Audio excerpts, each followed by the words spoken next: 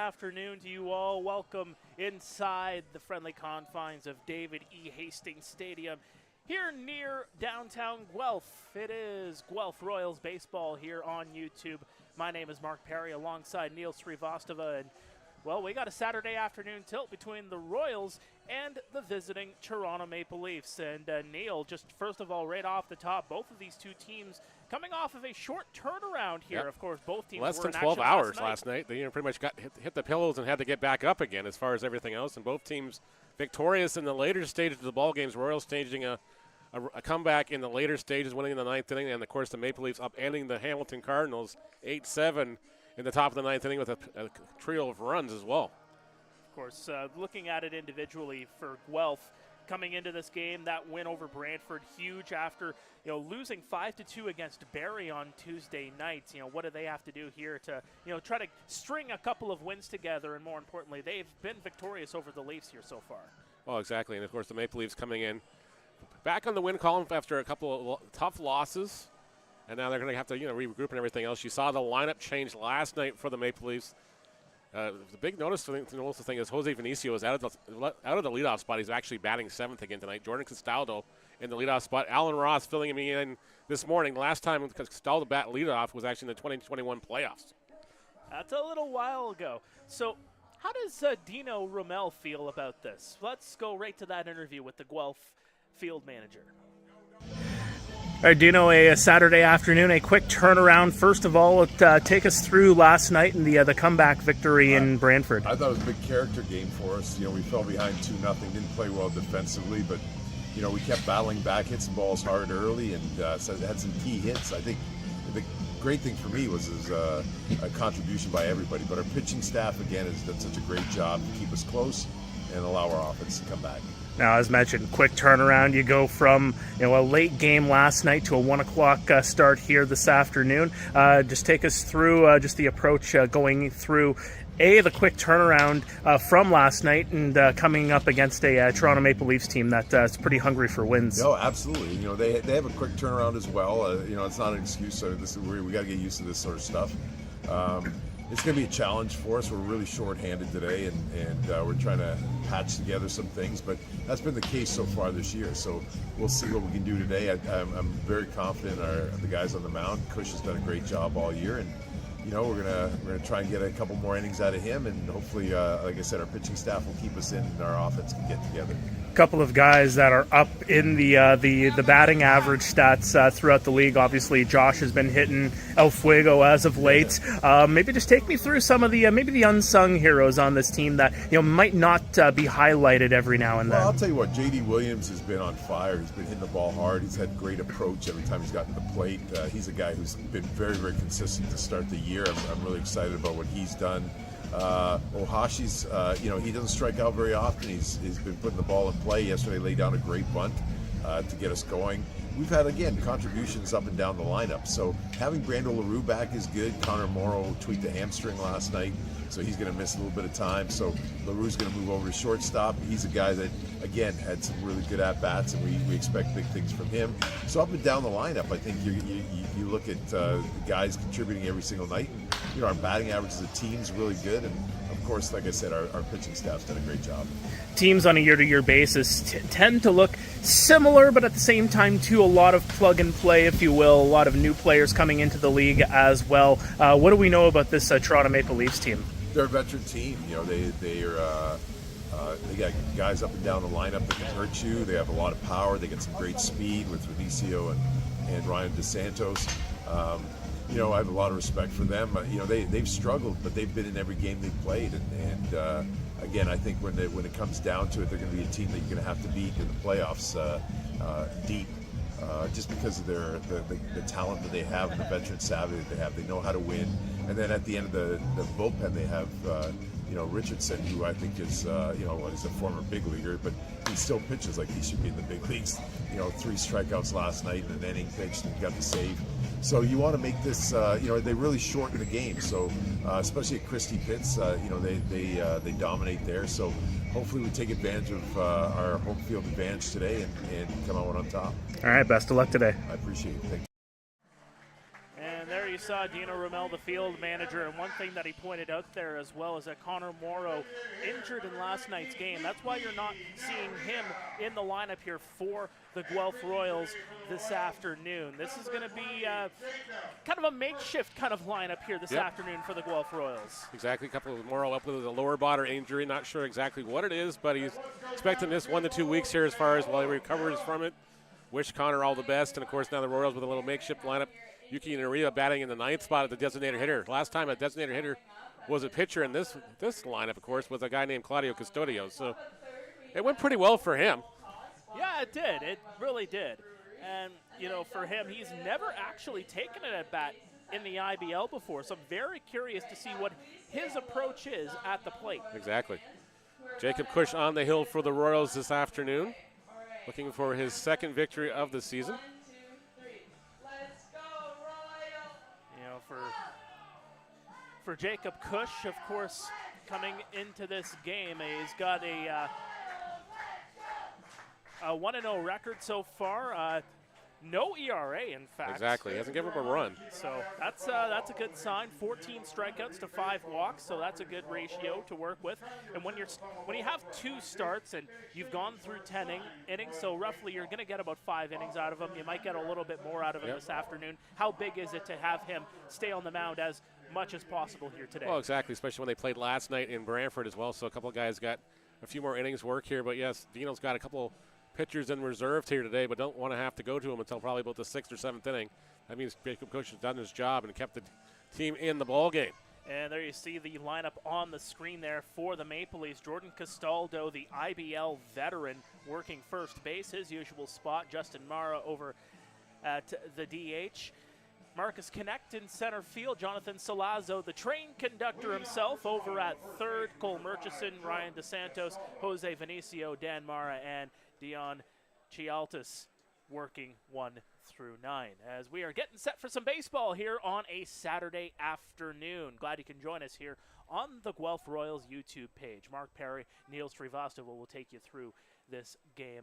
Neil's also the scorekeeper today, too. Yep, wearing 2 hats today. First in for a strike, and we are underway. 1:04 is first pitch delivered here at Hastings Stadium.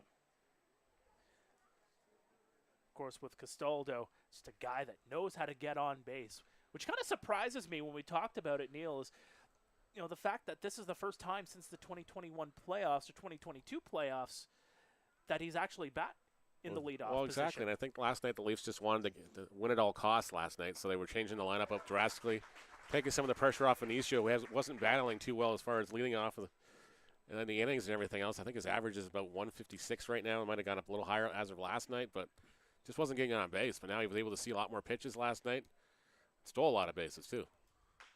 2-time IBL MVP Castaldo will foul that off. Of course, this is his 16th IBL season. Last year was actually supposed to be his last, but still wants that kick at the can, if you will. Oh, exactly. Hungry for a championship. And you're hanging around the guys, you're hanging around the batting cages in the offseason, and you know you're going to get that itch again. So that happens. I understand that. I get the itch in January just to get outside and call some baseball games. Absolutely. That one goes into the dirt. Umpires tonight are, of course, Tak Masuda behind the plate. Trevor Stoichel is at first base, and Ryan Jackson is at third. We forgot to do that off the top. And Matsuda, the crew chief of the 3. Cush with that Yammer Yager-esque hair. The delivery is going to be fouled off. Again, Castaldo, it just seems, again, can put the barrel to the bat, but just a guy that's so patient at the plate. I believe he has led the IBL the last number of seasons, in fact, in terms of walks. He definitely has a way of getting on base, that's for sure. Comes the 2-2. That one's going to be flared into center field, and it will. And that will allow Castaldo to advance to second base. Jordan Castaldo with a leadoff double here to start the inning for the Maple Leafs, picking up where he led off last night. Led off the ball game in Hamilton last night with a leadoff double as well. That's a big, big at-bat, and Williams, you know, looked like he had a beat on it, but just could not get to the baseball in time. It just slipped underneath his glove as he tried to make that diving catch. What a catch that would have been. Would have been quite the highlight, that's for sure. That'll bring up Justin Mara now, who's batting .272 on the season. Does have the 1 home run so far. He got married last Saturday. Yes, he did. Congratulations to Justin. Very short honeymoon, though. Not sure if the missus is too happy with that.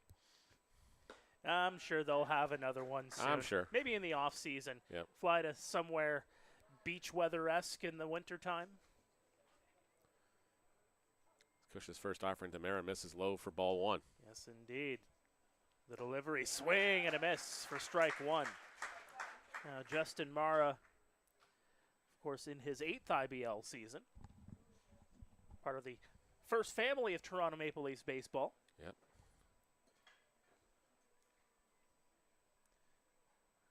Castaldo taking a healthy lead as that one's going to be sent through over to LaRue. LaRue over to first. That'll advance the runner, but Justin Mara goes down.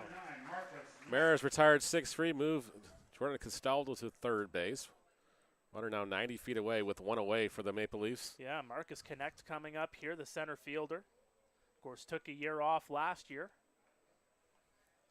And sometimes you need that refresher, right? I mean, it's you play so much baseball and every single summer, and it kind of wears on you a little bit in terms of the bumps, the bruises. You know, taking that year off allows you to heal up, recover, and bring a fresh mindset into a new season. Exactly. First offering goes underneath the knees outside for ball 1. Cush just hasn't settled in so far in this contest. Last weekend against the Panthers, he was coming out throwing darts. The delivery right across the heart of the plate for strike 1.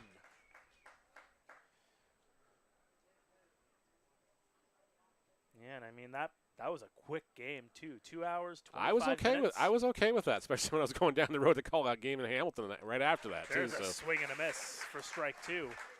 2 hours and 29 minutes. I'm okay with those kind of games. Absolutely. That's what we want to see, is getting those game times down under 3 hours. Ideally, you'd like to see 2.5, but that one's going to be sent up high. It is playable in left center. Coming over to make the catch is going to be Josh Garton. Throw into the infield. They're not going to get Jordan Castaldo, and the Maple Leafs take a 1-0 lead on the sac fly. Give Marcus Connect the sacrifice fly F7 and the RBI. 1-0 Maple Leafs here in the top of the first. Jacob Cush now has an ERA. Yes, he does for the first time this year. Jonathan Salazzo, the train conductor, will step into the batter's box here. The left-handed batter working third base today. Batting .322 on the year. Couple of home runs so far. What else is new from Jonathan Salazzo? Exactly. There's a swing and a miss for strike 1. When he's feeling at the plate, he's smiling, he's laughing, he's joking, everything else. When he's uptight, you know he's kind of in a slump. Of course, 95 career IBL home runs coming into 2024. He's got a couple, so 97, so 3 away from the century mark. What a career he has had. Here's the 1-1. Down into the dirt. Started in Mississauga with the Mississauga Twins, and then he went to Hamilton for a few years, then over to Toronto. Yeah, not just the Cardinals, though. Yep. Of course, back in the Thunderbirds days. The Thunderbirds. The 2-1, swing and a miss for strike 2. Cush not afraid to challenge these Leaf hitters at all. No, he is painting black, and he is painting all black here so far. Here's the 2-2. That one's going to be flared into left field, and that'll be a base hit for Salazzo. The conductor with a 2-out single. Maple Leafs still not done here in the first. Not at all. Cole Murchison, the left fielder now here. Murchison came in as a defensive replacement yesterday for Jordan Castaldo in the later stages. Didn't get in a bat. Another guy that Jeff Lonsberry is really high on. Yeah, Murchison. And you need these depth guys too, right? You need guys that'll come in late game situations, and with this being a working man's league, as that one goes up for ball 1, when it's a working man's league and at the same time too guys are battling injuries, you need guys you can really plug in and make these road trips. Swing and a miss for strike 1. Again, the Maple Leafs, a 3-7 record, winning in Hamilton last night, losing 15-9 on the front half of, well, it wasn't even a home and home. 2 straight games in Hamilton. You had a game rained out the other day for the Maple Leafs as well. Yep. Well, everything got washed out on Sunday. A couple games got in last night, just barely. They did have a rain delay in London last night. There's a 2-1 right at belt level for strike 2. Of course, Thursday in Kitchener against London, that made it through about 2.5. It got to the bottom of the third before a torrential downpour came in and ruined the field. Yeah, I think you were just taking the field in the bottom of the third when the rain hit. And it didn't take long at all. Not at all. That one goes upstairs. And it was only maybe a 10-minute rain spell, but when you have hard rainfall like that, and like you said, when it floods the infield, it's just not playable, even if it clears up. Well, exactly. We went through the same thing on Wednesday here with the Silver Creeks. It was just like, okay, it came down in the puddle fast. There's a 3-2 outside, and Murchison will get on with the free pass. I'm going to bring up Ryan DeSantos with runners at first and second now and 2 away. Jonathan Solazzo will go to second base here. Yep. DeSantos batting .333 on the season.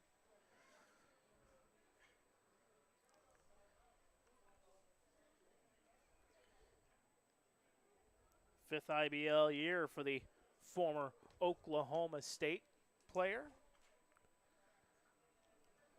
Of course, another guy that's battled his share of injuries over the years. There's a big swing and a miss for strike 1.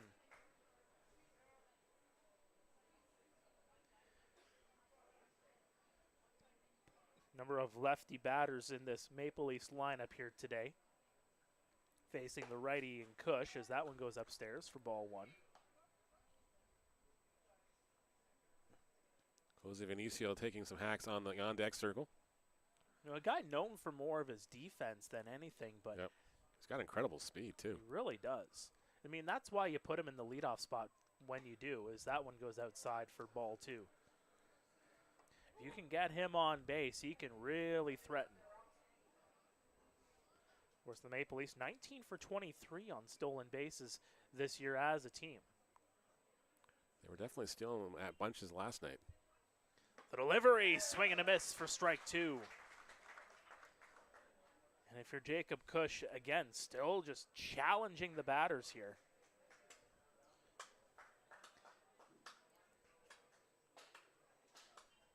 Fans starting to get into it here at Hastings. Cush at 27 pitches, 16 of them are strikes.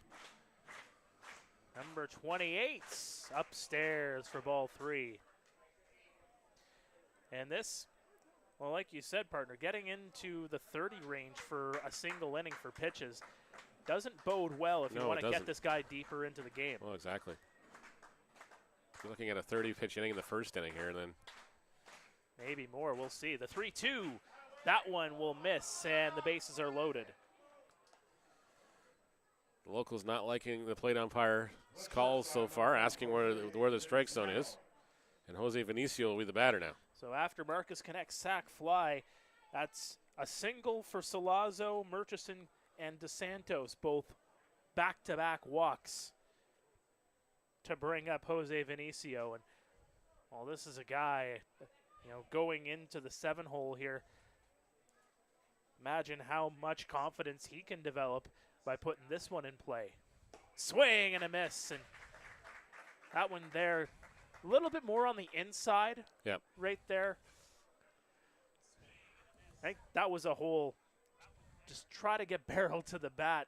He really wanted to get a hold of that one. I think he did. He just wants to do his part here. The 0-1 out and in for strike 1 as it clips the bottom half of the plate. Count now 0-2 on Vinicio. Don Mara waiting on deck.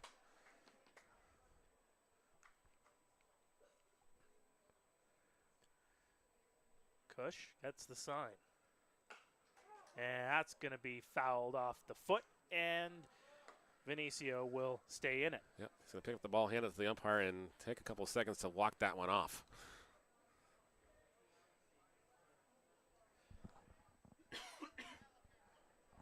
This is a big pitch here for Cush to try and get out of this one.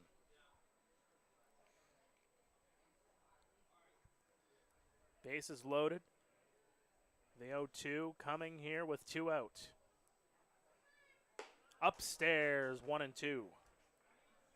Not a bad spot to miss if you're hoping Venetia would chase something there, but if you're Jacob Cush, you pretty much want to go after him here with the bases loaded. You really got to challenge him the way you have been challenging batters throughout this inning. Venetia, where he's at right now, batting 175. The 1-2, and there it is, strike 3. They strand the bases loaded, but the Maple Leafs do get 1. We're heading to the bottom half of the first. It is Maple Leafs 1, Royals no score. Stay with us. This is Guelph Royals Baseball on YouTube.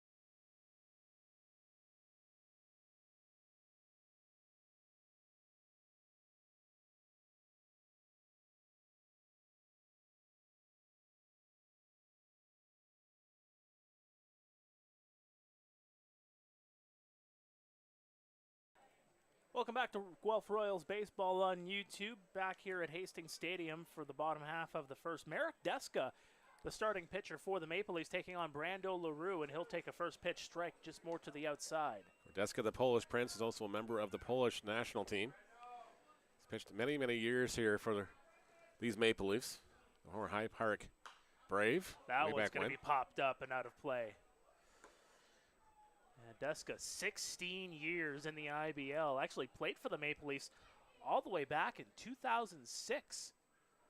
Of course, took a couple years off, played again in 2009. He's been with the team ever since. And that one's going to be put in play. Base.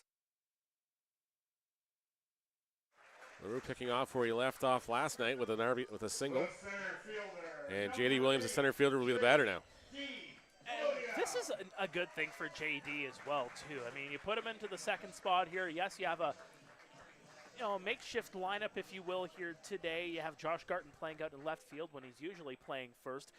But JD, of course, in the 5 or 6 spot sometimes in the last couple of games, being able to get into the second spot here today. Plus, he's batting in front of Garton right now in Takamatsu, so he's going to see a better pitch than he would probably see behind them. And that can't be underscored enough.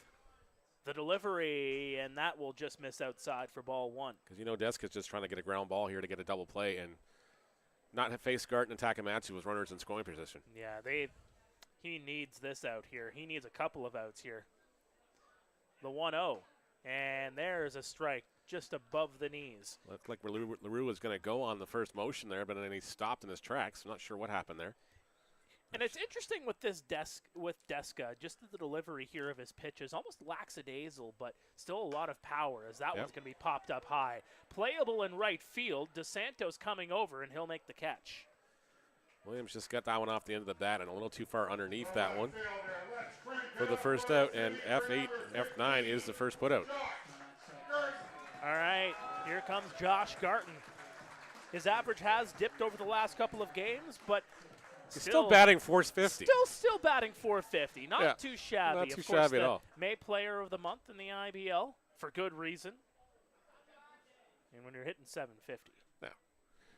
Eventually, it's gonna all good things have to come to an end. So did the batting average. So it happens. Hey, still keep it above 400, toward 500 even too. It's a good sign for things to come. The delivery, a chopper over to second. They will get the one over to first and not in time as Garton will get on. Garton will reach on the fielder's choice. Vinicio unfortunately bounced that ball across the diamond there. And Garton was able to lake it out. And Takamatsu will bat with 2 away and 1 on here. The third baseman, Takamatsu, 2021 IBL MVP, a former Rookie of the Year as well, facing his former team. Batting .360 on the season so far. Be an important part of this lineup going forward, that's for sure. Yes, he is. Keep him in the cleanup position. But imagine what this lineup is going to look like in the next couple of months as more guys start to filter into the lineup for this Guelph Royals team. Already a potent lineup as it is. Takamatsu facing a 1-0 count here.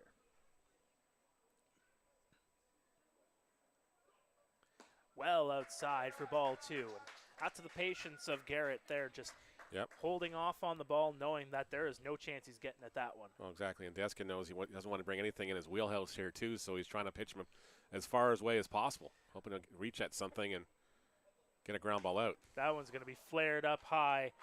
Dan Mara getting underneath it, just shy of right field. He'll make the catch, and that will do it here for the first inning. The Royals strand a runner, and it remains 1-0 Leafs after 1 inning of play. Stay with us. This is Guelph Royals Baseball on YouTube.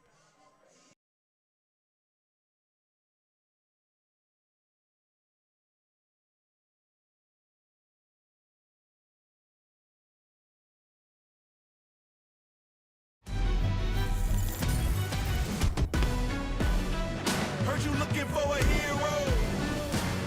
Well, look up. Yeah, I got the heart of a champion. If I get knocked down, I get back up.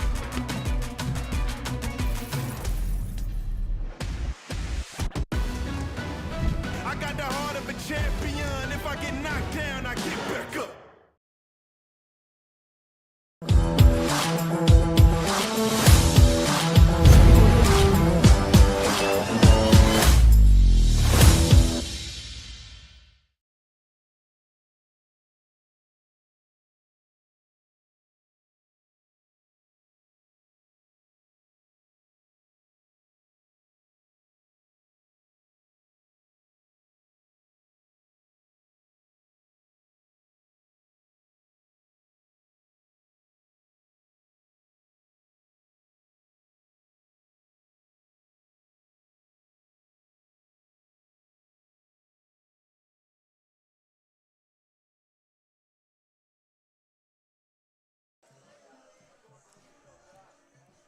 And welcome back to Guelph Royals Baseball on YouTube. Mark Perry and Neil Srivastava here with you on a beautiful Saturday afternoon at Hastings. It is 1-0 Maple Leafs as they are getting set to step into the batter's box here. Dan Mara,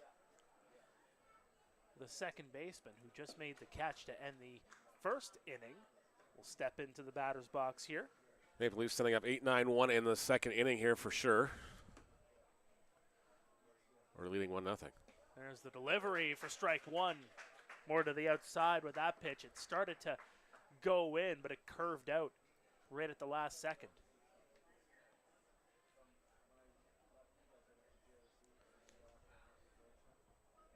Jacob Cush, 34 pitches needed to get through the first, as that one's going to be popped up and out of play. So my hands went back to the normal reaction looking up for that baseball. No, I don't think you can make a catch here, partner. No, it's not like Hamilton or anywhere else we've been lately. And it's like, okay, yeah, I can grab the ball out of the screen here.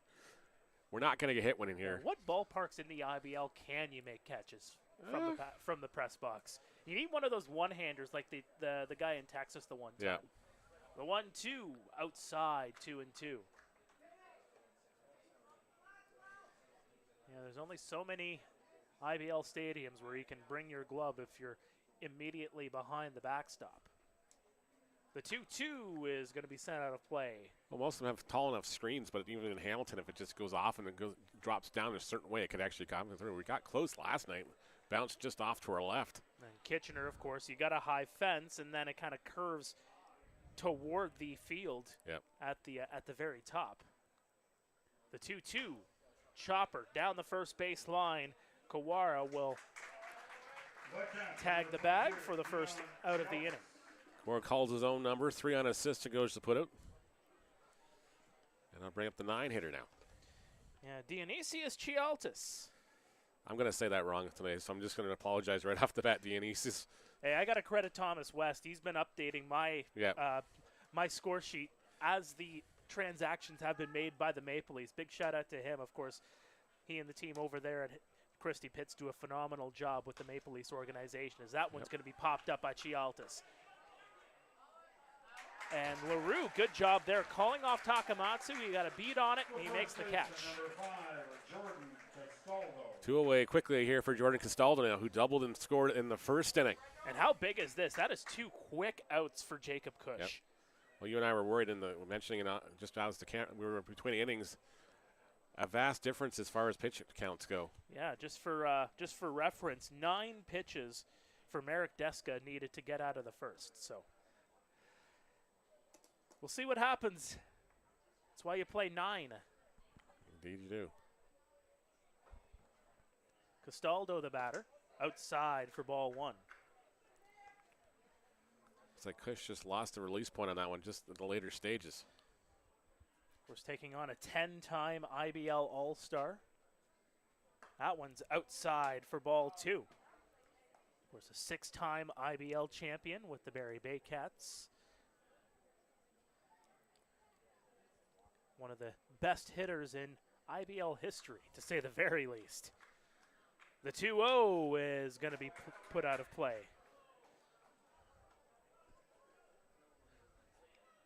Of course, if you want to interact with us as this game goes along, leave some comments in the chat. Get an active chat going, and yep, we can see it. We can see it. We can answer back as much as we can. The 2-1 in for strike 2. Good location there from Cush, as that one tailed in at the last second, but it still painted a bit of the black on the inside. Here's the 2-2 upstairs, and the count is now full. And it must not be missed by much there, because the Royals fans are all over the plate umpire. Yeah, that one there, it seemed a bit high, but it did seem, it was kind of in the elbow area of Castaldo in terms of the level. The 3-2 is going to be sent to right field, and it's going to drop foul. Castaldo got a bit of that, but just not able to put it in play.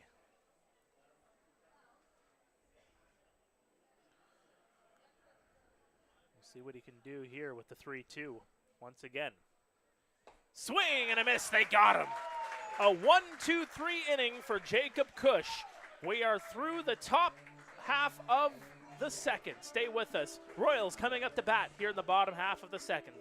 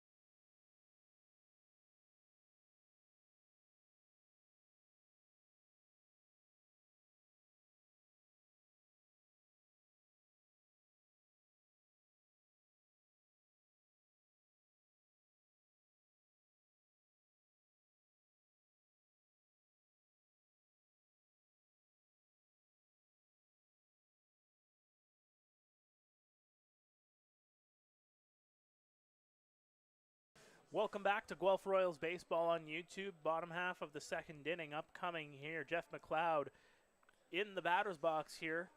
The right fielder here for today. The veteran of the Guelph Royals, batting 125 on the season. Does have a home run. There's a swing and a miss for strike one. That one had a bit of a home run cut to it. The avid fisherman owns McLeod lure and tackle as well. Wonder what the biggest fish he's ever caught. That He's one, got some. he caught that one. Right field, though, playable, and DeSantos will come over and make the catch. He's caught some pretty big fish in his lifetime. I know that. I've seen a lot of stuff on his Instagram.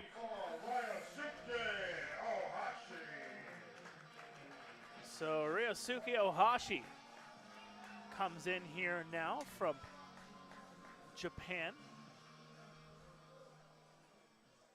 Of course, one of the imports on this team. Himself, Yuki Narita, Yomar Concepcion, and Hector Yan, the four imports here. Of course, Claudio Custodio, technically an import, but on the inactive list for the Royals. He's still pitching in the Venezuelan League right now, so. Doing a heck of a job there. He is. The 0-1 is going to be sent into center field, up high and right in front of the warning track as Marcus connect to him. Christy Pitts, hard to say, though.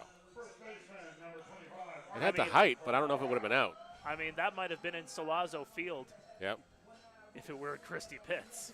Well, my nephew's actually playing on the field adjacent to where Salazzo and everything else, and watched him in batting practice 2 Sundays ago. It was just, he was like, "Uncle, this guy hits meteors." He's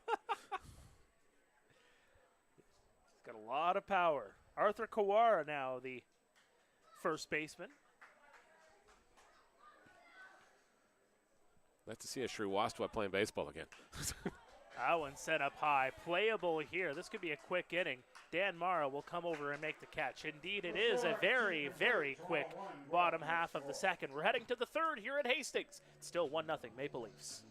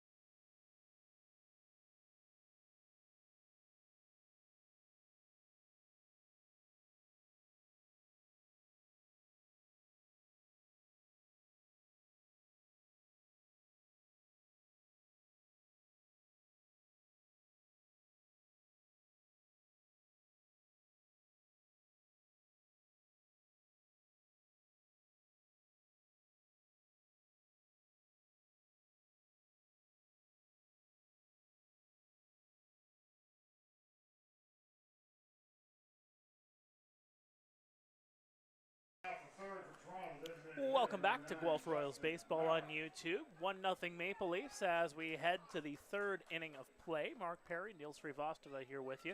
Evan Ash, the batter here. Or rather, I am on the wrong side. I'm going to say that's Justin Mara. That is Justin Mara, the designated hitter for the Maple Leafs. I'm still on my Royals side of the page. Strike one. Cush would love another quick inning like his counterpart has got so far. Had just 5 pitches needed for Deska the last inning, as that one is blocked by Evan Ash in behind home plate. And that could just be a difference in the philosophy among the veteran players here, too, is just Maple Leafs are willing to make you waste some pitches, take some pitches, see some strikes, where the younger Royals here being a little bit more aggressive at the plate. There's a strike inside, right at belt level on Justin Mara there.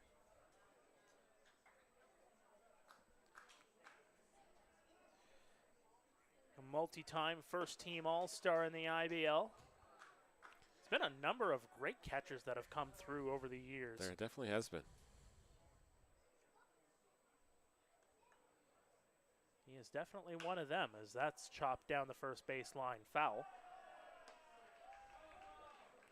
Well, before him, on just the Maple Leafs alone, the guy before him was, an okay guy named Damon Topley. Yeah, Damon Topley, he did some numbers. He did some numbers. The 2-2 right across Broadway for strike 3, and Justin Morrow goes down. Cush's third strikeout of the afternoon. Yeah, one in each of the first 3 innings now, and this will bring up Marcus Connect. Yet another IBL first-team All-Star. Yep, Connect with a sacrifice fly for the only run of the ball game so far.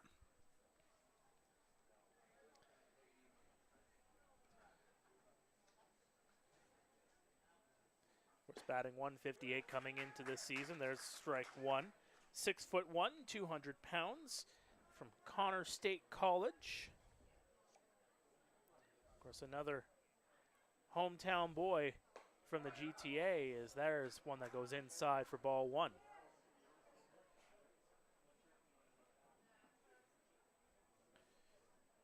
Of course, as mentioned, took 2023 off, hit 343 back in 2022, as that one's popped up and out of play.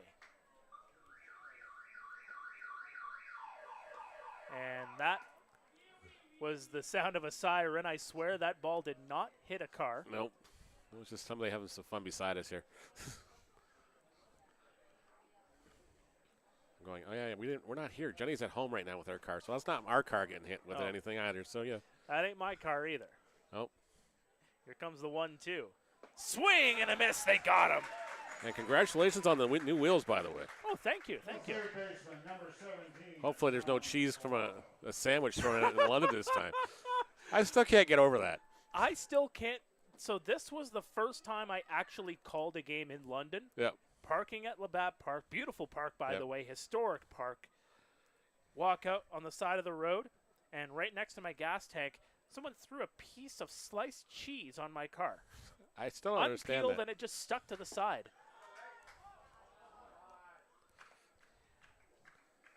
Like, is that a thing these days? I don't know. I hope it's not a thing, because cheese? Is that next time you're down there, you are going to park in the stadium, right? Absolutely. There's a swing and a miss for strike 1. I mean, ever since then, anytime I have been doing games at Labatt, I have been parking inside the stadium. Just making sure you knew. You got to park inside, because that doesn't happen inside. You go outside of Labatt, you get cheesed, apparently. Yeah, apparently. There's one inside for 2-1. Yeah, it wasn't Cheese Whiz. It was literally sliced cheese. A Kraft single slice or something, or Black & Decker, or whatever, Black Diamond, whatever they're called these days. Something I'd use for some grilled cheese sandwiches. Delicious. That sounds good now. That might be an idea tonight. There you go. 2-1 across the plate for strike 2. Because usually when I'm done baseball, I don't want to cook. It's usually burgers, or can we grab a pizza or something? Yeah, it's you expend a lot of energy here. We do. The 2-2 swing and a miss. They got him. They strike out the side. Good job by Jacob Cush, and we are heading to the bottom half of the third. It's still 1-0 Maple Leafs.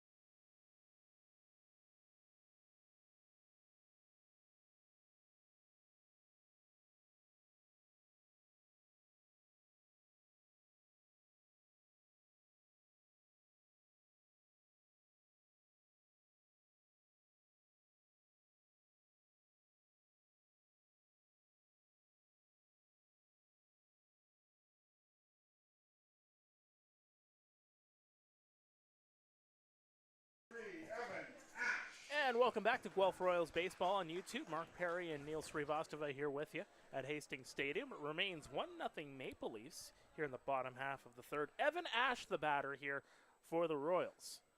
Upstairs for ball one. That's just 15 pitches into the ball game here, and we're in the third inning. Definitely very tidy for Mr. Deska, as that one's going to be flared into right field, and it will go in front of DeSantos, a base hit to lead things off. Probably a smart choice by DeSantos to take that one on the one hop rather than try to come in tomorrow and miss that one. So let's do a Royals check-in, shall we? Sounds like a great idea. Of course, if you guys are watching, wherever you are watching from, hey, just let us know where you're watching from at home. Or if you're on the road, you're watching at the cottage, or wherever points in between. Just let us know where you're watching in the chat. Hey, I watched a game from the Dominican Republic last year. That you did. Yeah, I watched a little bit from Nashville at the beginning of the season. I'm usually watching from Leonard IBL Ballpark, so yeah. Or on Thursday nights. Hey, like last 2 Thursdays, I've been at home just watching 2 games on 2 different monitors. When I'm not on vacation, that's usually where I'm watching the ball game from, is live and in person. As Narita takes ball one here, he shows bunt here. And there, that one right Chops off it of right back Deska. Over to second. They will get him on the one hop, but they won't get the runner at first. Narita gets on. And now Narita's going, oh, crap, I got to run the bases now? Yuki Narita will You just saw him tap his helmet like, oh, man, I got to run bases now. Well, unfortunately for him there, that is just a fielder's choice. So he's not actually going to be credited with his first career IBL hit on that. Nope, he got in the bat, so he doesn't have an average yet, but reaches on the fielder's choice. Runner put out 1-6 on the put out. That was a 1-6. Okay. Thought it was a 1-4 there for a second. I'm pretty sure it was Vinicio that fielded it. So. Well, this brings up Brando LaRue, the leadoff batter for the Royals, with a runner on, and he puts that one up high. Left field into foul territory, and that one actually left the ballpark, but on the wrong side of the foul pole. Just got to crank it about 20 feet the other side here to the right. Missed it by that much. Yep. Of course, Brandon LaRue down at Florida Atlantic University had a great season. Yeah, there are a number of Canadians playing some NCAA ball and NAIA ball, NJCAA. That one floats upstairs for ball one. Many of those top Canadians in American ball playing here in the IBL this season. That one will miss on the outside, 2-1. Looks like that one just broke a little too far out. Couldn't get the call from the plate umpire.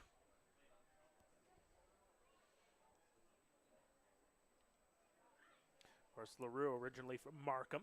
That one goes across for strike 2 as he picks the bottom corner. J.D. Williams waiting in the wings. Would love to have base runners aboard here. Opportunity to bring them home. Of course, Brando, just 21 years of age. That one's set up high. It is going to be playable. Shallow left center, and it'll be caught there by Vinicio, 2 away. Left center fielder, number 8, J.D. Williams. Williams threw it to the right fielder in his first at bat. Now comes to the bat with 1 on and 2 away here in the bottom of the third inning. Of course, has been around baseball for a long, long period of time. A former Cincinnati Reds prospect. Played back in Quebec in 2019.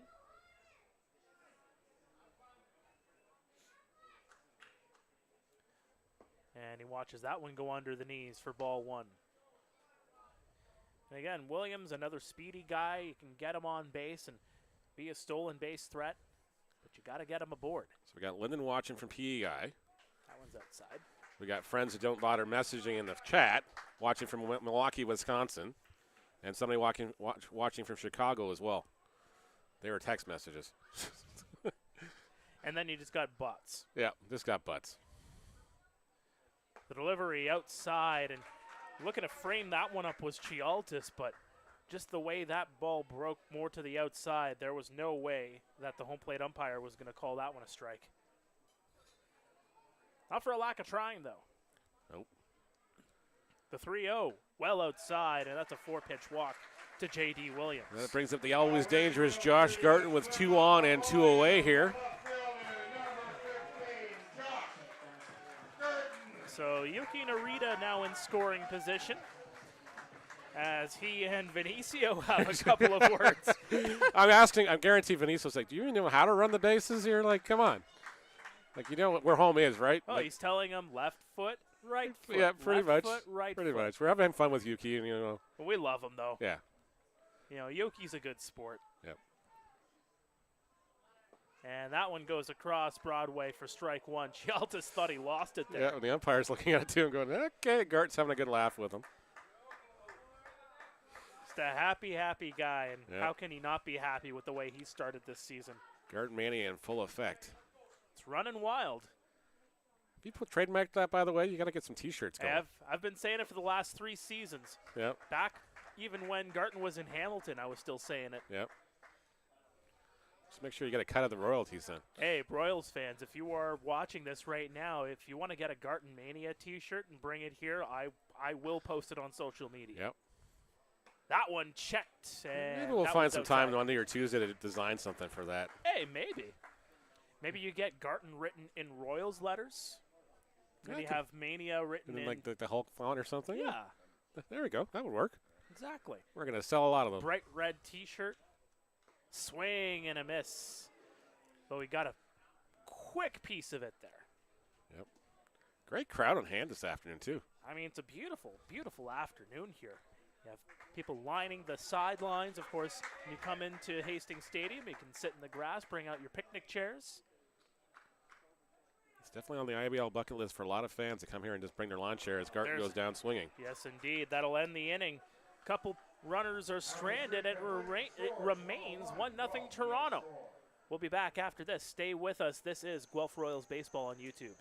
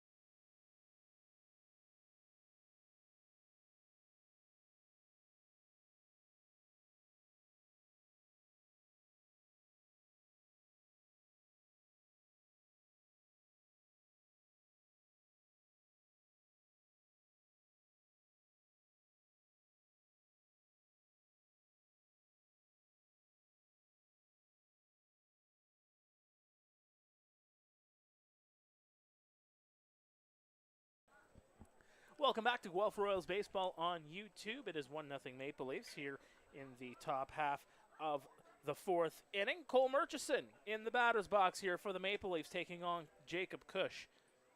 As that one's popped up. Playable in foul territory down the first base line and coming over to make the catch. A good job there by Kawara. Kawara had a long way to go on that one. He was playing way behind the base there and kept chugging through.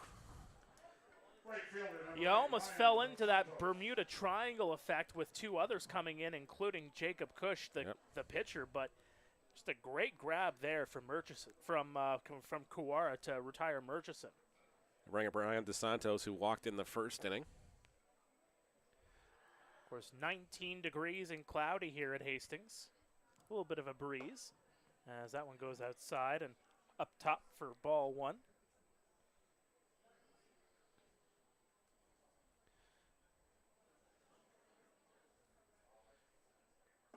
Holds off on the swing, and that one goes underneath the knees for ball 2. That's some good bat control by DeSantos to trust his hands and realize that one was out of the zone. He's been around these parts for a little while. Of course, leads the team with a .333 batting average coming into today.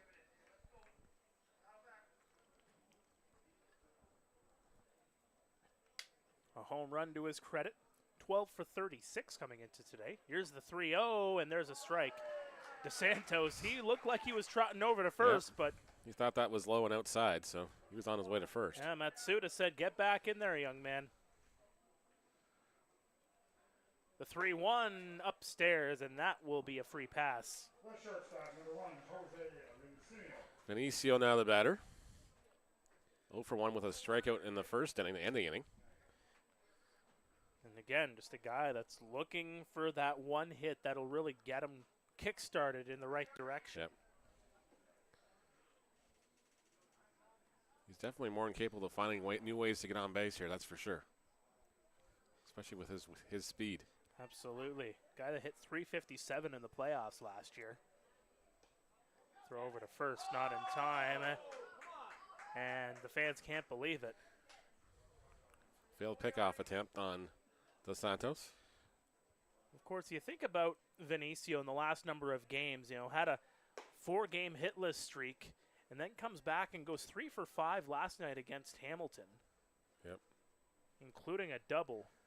Did strike out twice, though, in that game. He struck out twice in both of his last 2 outings, both of them against the Cardinals, as that one's popped up.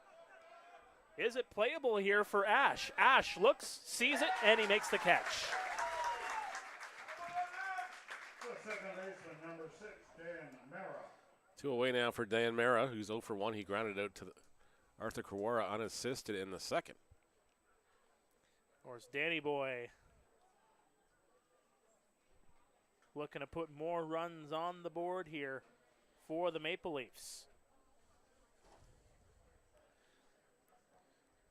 Of course, a 1989 birth year. The oldest of the 3 Mara brothers, as that one goes up high, right around the hands.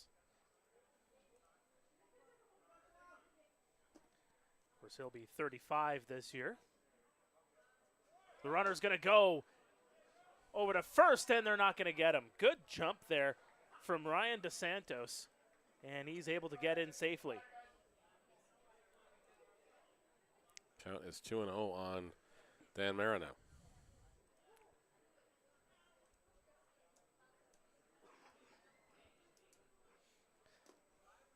And Dan knew it too. That they had that play drawn up as that one's fouled away, and a few fans ducked for didn't cover realize there. that screen. It's like the reverse Blue Jay grandma. She didn't flinch. Everybody else here flinched. You didn't flinch though, No, did I you? just put my hand up like ready to deflect it or something out of habit. Hey, when danger comes our way, we lean into it. Yep. Here's the 2-1. In for strike 2.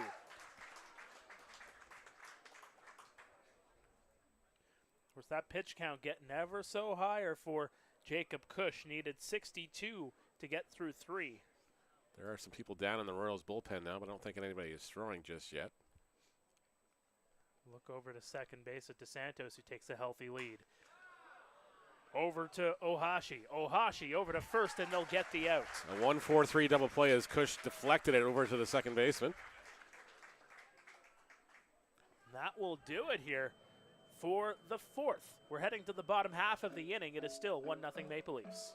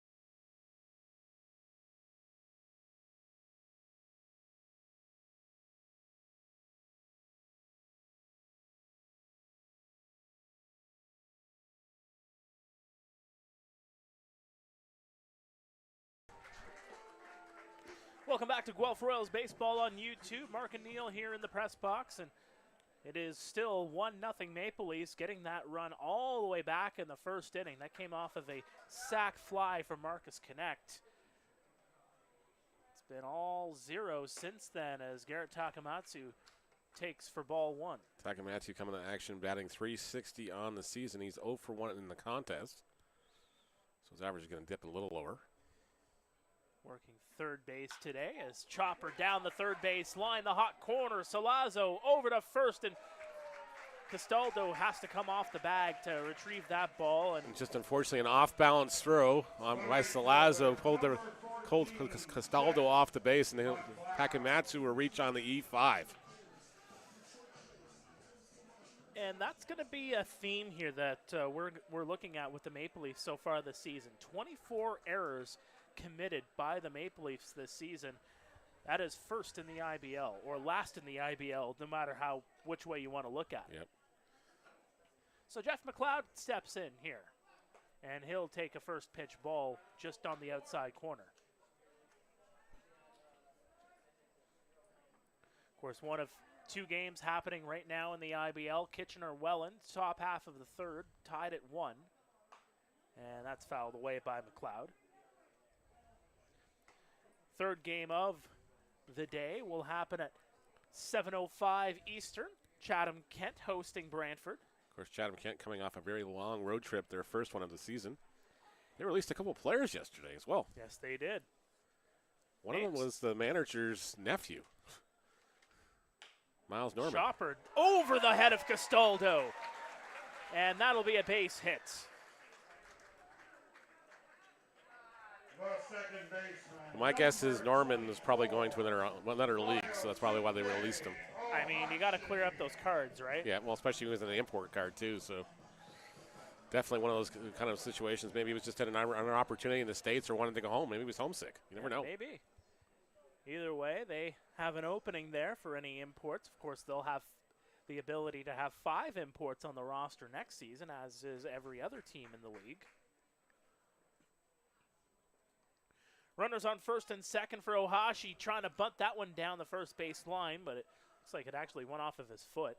I'm smelling popcorn. I am smelling popcorn too, partner. And now I seriously want a bag of popcorn. That would do it. Yes, indeed. Looks very buttery, too. Oh, man. I'm just getting you hungry. Yeah, well, last night they brought us hot dogs up. Well, Troy Izakar was doing the little, I guess, the between inning stuff. He went to the concession stand. He was eating a hot dog. They got to keep Troy busy. Oh, right? yeah, you do. That one's flared into foul territory and out of play. Troy Izakar and Reed Duffy. And, of course, with Duffy, well, that was hilarious when you were in Brantford the other day in Reed's office. And I'm watching social media, and I'm just like, oh, man, this is not going to go well. Well, you were with Reed at the time, weren't you? Yes, it was. Yeah, I was calling a Junior C lacrosse game. It was at the Brantford Civic Center, of course, right where the Brantford Bulldogs play. Here comes the 0-2.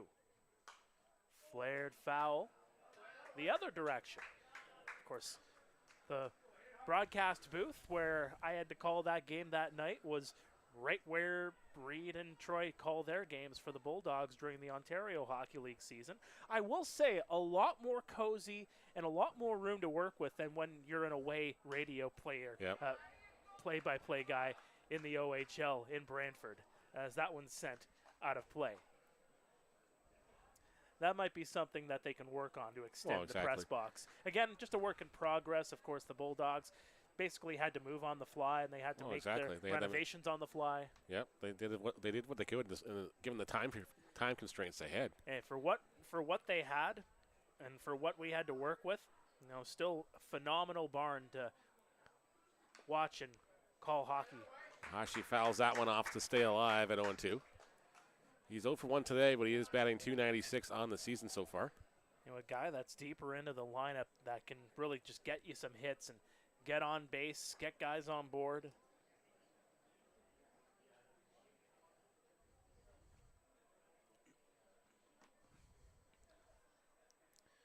Working as the lefty. Deska Gets the sign from Chialtis. Upstairs, 1 and 2. Well, should be followed by Arthur Kawur and even Evan Ash in the lineup here. Morrow's trying to get back back to square one here. Well, they are on a good roll here. Nobody out with runners on first and second. McLeod on first, Takamatsu on second, and that one sent down the line. Just foul. Somebody forgot to tell Takamatsu that was foul. Hey, he just wanted to go for a run. Yeah, maybe. I want to see what home plate looks like from this side. So he gets a round of applause from the fans here at Hastings. Just having some fun with it. Eric Deska asking for a new baseball. Now, does that count as a mound visit right there? No. That doesn't count as a mound visit, and if the umpire goes out with the catcher, it doesn't count either way, because they call that a cross-up now. So Okay. they're just communicating about signs, and that's why the plate umpire will actually go out with the catcher, so they're making sure they're not just talking situations, they're just talking about the signs. A lot of new rules for us to learn, too. Absolutely. The 1-2 fouled back. Now, there were a number of new rules that came into effect for 2024. A number of them, of course, mirroring major league rules, too. Well, especially the disengagement rule now, and we've got the batter's got to keep a foot in the box, but umpires are not doing a great job of enforcing right now. Well, That's again, my biggest pet peeve. I think it's a work in progress for them as well. Well, exactly, because they're just not used to calling it. The 1-2 again, outside, ball 2. And Deska that's going to be something that's, again, a work in progress, trying to get used to these new rules. And you have most of these umpires that are also umpiring at different levels. Well, exactly. And that's what happened last year in that Barrie London game. There was a lot of confusion by the umpires. Not their fault. They're used to calling the 3-batter rule. And the league hadn't put that rule in effect. So, I'm at a wedding last year and my phone's going crazy. I'm trying to figure out what the heck's going on. There's the 3-2 flared into center, and Connect is going to make the catch and keep everybody in the same spot. First out of the inning, Connect records the F8. And Ohashi loses that battle, unfortunately. To bring up Arthur Kawar, who's 0 for 1. He popped out to the second baseman to end the second inning, his first time up. Another big guy here in this lineup. The big bat, too. Former Silver Creek, former Guelph Griffin. Actually, I think he's still got one more year with the Griffins, if I'm not mistaken. Batting just 167. He's only making his 4th game of the year. So he swings through strike one. The Toronto native.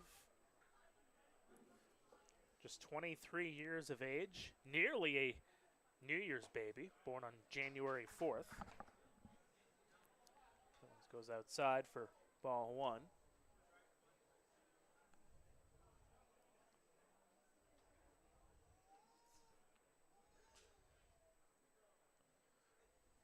And that one's sent over the third. Solazzo on the scoop.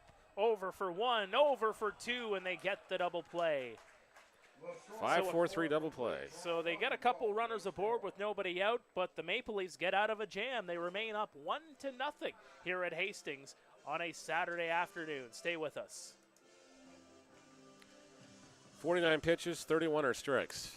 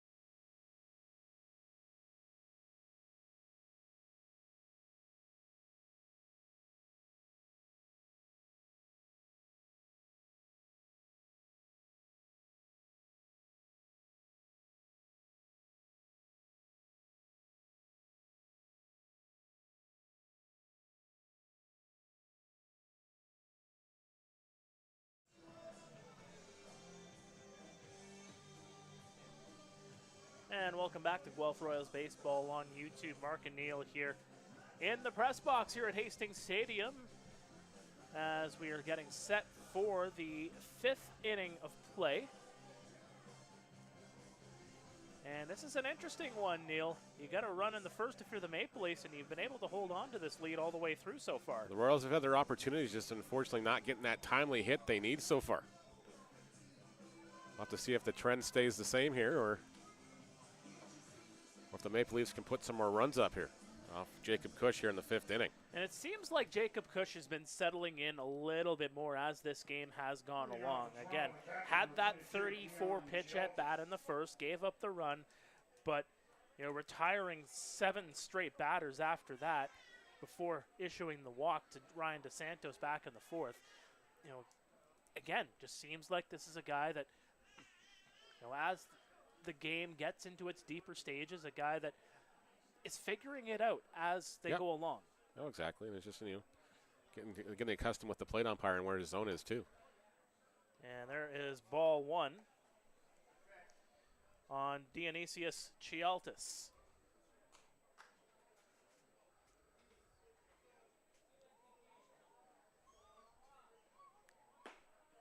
That one's in there for a strike. Evens the count at 1-1.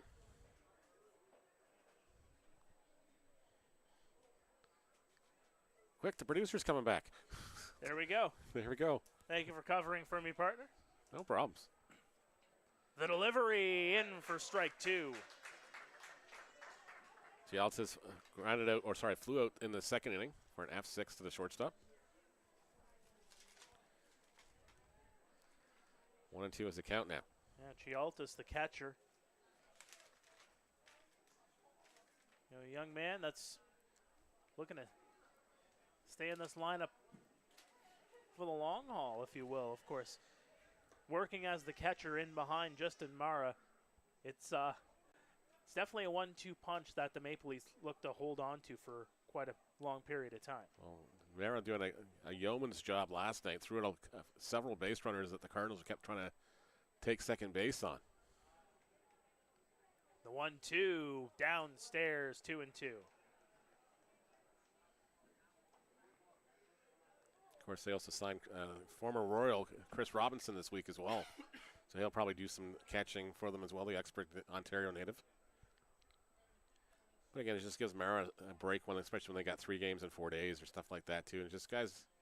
Well, you need that. You need that rest. You do. The 2-2 well outside, 2-2. Gives Mara the flexibility to be a DH once in a while, too, like he is to this afternoon. Yeah, catching 42 games. It's tough. Plus playoffs and everything else, all the up and downs on the knees. The 3-2 in for strike 3. Gialtis, no argument on that one. Cush starts the 5th inning off with a strikeout. The first baseman, number 5. And again, that comfortability as this game has gone along for Jacob Cush. Starting to feel himself with these pitches. Of course, reached 75 pitches after the 4th inning of play, so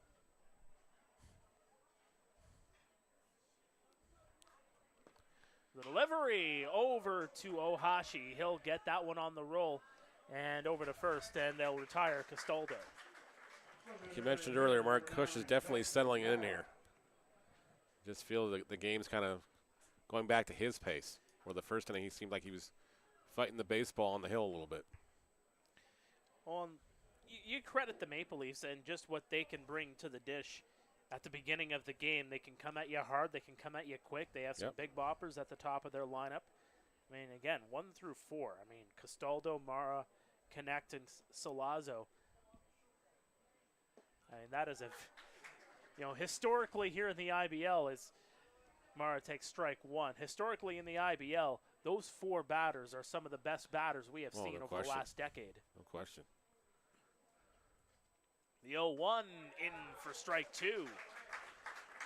And again, Cush even going back to challenging the batters a little bit more. And I feel like he did a lot of that challenging in the first inning too. Got burned a little bit, but not too much, only giving up the 1 run. But going back to challenging the batters, and he gets another strikeout. That was just a nasty breaking ball. Woo-wee. Good job there by Jacob Cush. A 1-2-3 inning for the Maple Leafs, but they still lead it 1-0. Stay with us.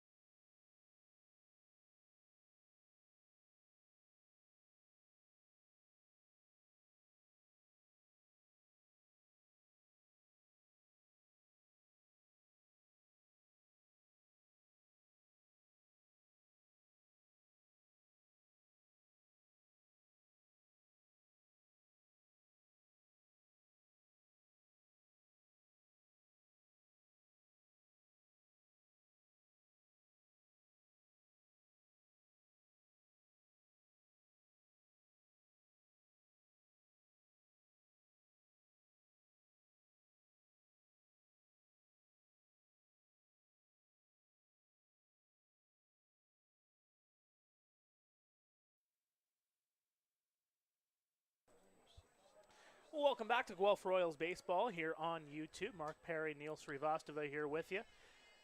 Bottom half of the 5th inning, and it is Evan Ash who will take a first pitch strike. Ash is 1 for 1 in the contest. He singled in the 3rd inning. Unfortunately got erased on the fielder's choice by Yuki Narita. And he'll send that one into center field for a base hit. Great piece of hitting by Ash there. Good.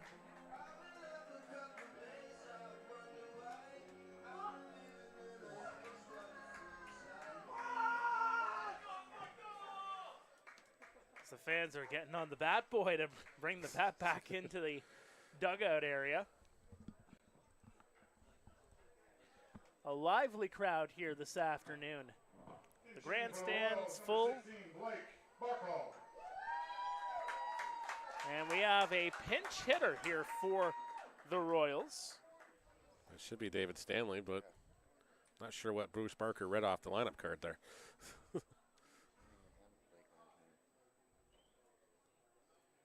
No, it is Buckles. Okay. According to the sheet that I have here. All right, then. Well, he turns on that one and swings right through the ball for strike 1. Of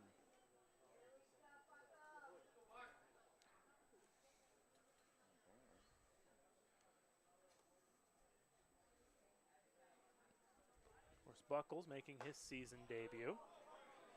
Trying to read what that says. That says Blake Buckles, or what does that say? Blaine?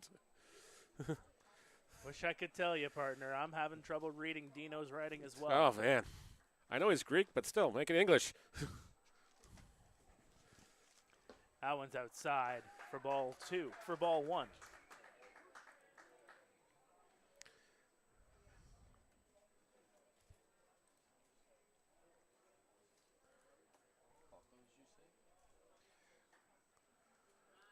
And Chopper over. No, good job there by Castaldo to flag that down. They're not going to get Buckles on the run there, trying to finish off that double play as Buckles will get on board. 3-6 on the fielder's choice. And Buckles is aboard for Brandon LaRue. Right back to the top of the lineup.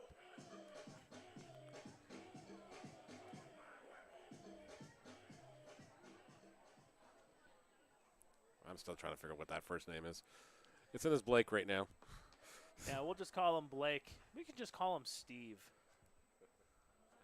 The delivery, good job there by LaRue. Gets it in play, down deep into right center field, and it reaches the warning track. Circling around third, here comes Buckles. Play at the plate, Buckles gets in safely, and we are tied. Not the cleanest of slides at home, but he gets the job done. Royals tie the ball game on the RBI double by Brando LaRue. A hard hit ball from Brando LaRue skips all the way to the warning track.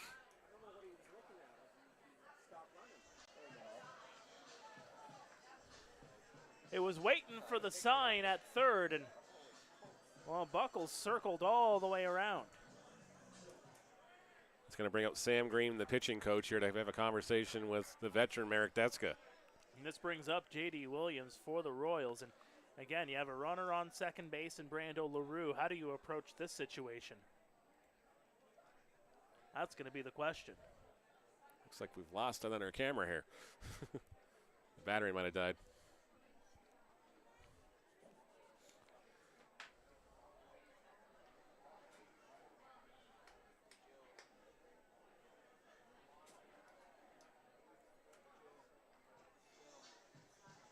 Left center fielder, number 8, J.D. Williams.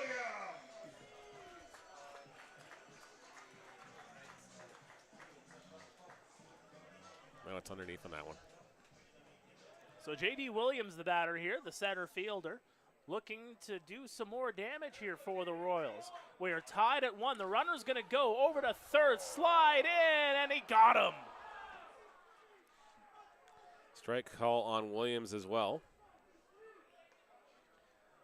A throw over to first, pick off by Chialtis.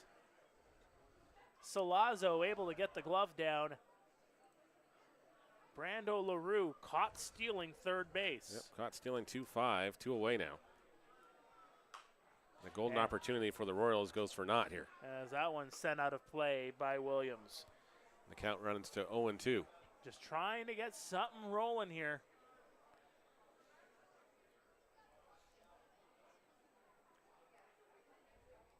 Guelph getting a bit of momentum off of that RBI double from Brando LaRue. And the 0-2 goes outside.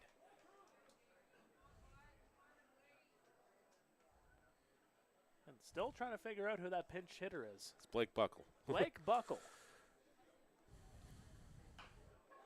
And that's a chopper down the first base line, and coming over to tag the bag is, of course, Castaldo to retire the side. But an RBI double from Brando LaRue brings us tied here at Hastings. It's 1-1 heading to the 6th.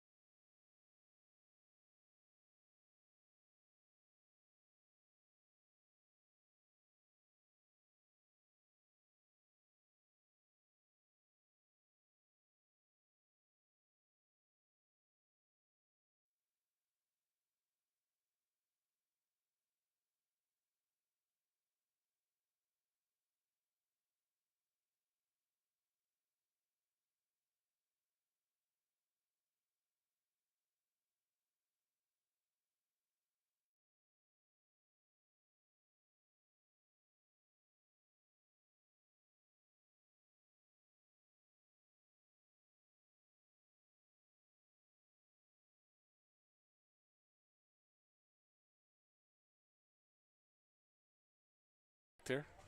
And we are back to Guelph Royals baseball on YouTube. Strike one issued to Marcus Connect. He is the leadoff batter. That was pitch number 87 for the hometown boy, Jacob Cush. And there's a strike. Good location there from Cush. 1-1 is your score here in the top of the sixth inning. Cush just looking to give his defense another opportunity here. Of course, he is through 5. We are in the 6th. The delivery into the dirt.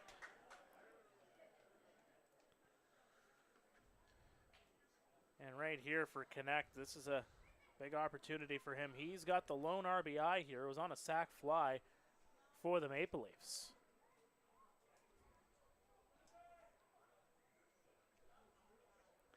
The 1-2, and that's going to split the third baseman and the shortstop. Into left field it goes, and that's a base hit. There is somebody warming up in the Royals bullpen. Nobody down in the Maple Leafs pen just yet. Can't see who this is. We don't have numbers on the front of the jerseys, unfortunately. Maybe it's something to invest in for the offseason. I know these are new jerseys. Yep. Well, there is numbers. I just can't see them from where we are. Mine just like 400 feet away, too, so. That's where we need the binoculars to come in here.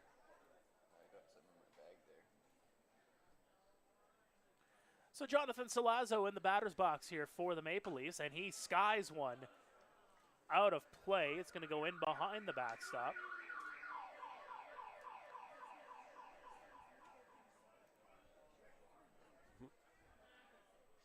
Of course, if you're parking here at Hastings Stadium, try not to be within striking distance of a potential foul ball. There's actually areas that marked off in the parking lot that say foul ball zones actually now. That's right. That one's if you're parked in one of those, you're on your own responsibilities. We are not responsible for a baseball in the windshield. I always thought we should get Apple Glass, Auto Glass, or Speedy Auto Glass, somebody to be a sponsor of the team just for the sakes of some giggles here. Well, you just gave him a free ad as there's one inside for ball 1. Out of town scoreboard right now. Welland now leading Kitchener by a score of 4-1. That now in the bottom half of the 4th inning. The streaking Jackfish continuing to streak here. Yeah, remember how much struggles they had at the beginning of the year last year, and then as that one's flared into the infield, Takamatsu will come over and he will make the catch. Salazzo retired on the F5 for the first out of the inning. But again, you look at Welland and what they did pretty much throughout the middle to the late stages of 2023. They were the best team in baseball, and then obviously ended up winning the IBL championship. Indeed. Maple Leafs, of course, advancing to 2 straight IBL championship finals, losing to London both times on the other side of the pandemic. Pickoff attempt doesn't go. Maple Leafs looking to find the promised land once again. That one's outside. New ownership, new jerseys. They look sharp, though. They really do. Keep bugging Salazzo. You got to sneak me off one of yours somehow, somewhere. Get one of those jersey exchanges. You take off the polo, you get his jersey. Yep. That one right down Broadway for strike 1. Unfortunately, they got their last names on it, so it's kind of hard to not just arbitrarily hang that one on your wall at home. Hey, if you're a knitter, you can get one of those things to take the names off. But I'd leave it on the wall with his name on the back anyways. But exactly. Get it signed. Yep. Chopper over to second. They'll get the lead runner over to first, and not in time. Ooh. That is a close play over at first, but the first base umpire, Trevor Storico, says Murchison got in there in time. He was right there, right on top of the play, so he's listening for the ball hit in the glove and watching where the runner's feet. And clearly the runner was just ahead of that one. So fielder's choice with 2 away. Of course, Connect retired. 4-6 on that put out. And Ryan DeSantos, who's walked twice, will be the batter now. Yeah, doesn't have an at-bat to his credit here this afternoon. Has a stolen base as well. Got a chilly gust of wind there. That was kind of... Yeah, starting to feel a little bit chilly here at Hastings. There's a chill in the air. And that one's upstairs. Ball 2. It's your typical Ontario summer. Just wait half an hour, the weather will change.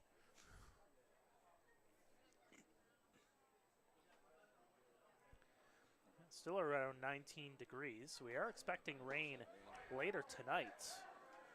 Yep. But we're already through enough of this ball game where if the rain came down now, we'd have a final. It'll be a 1-1 final. It would be a 1-1 final. And that one goes across for a strike. So the count now 3-1. With 2 away.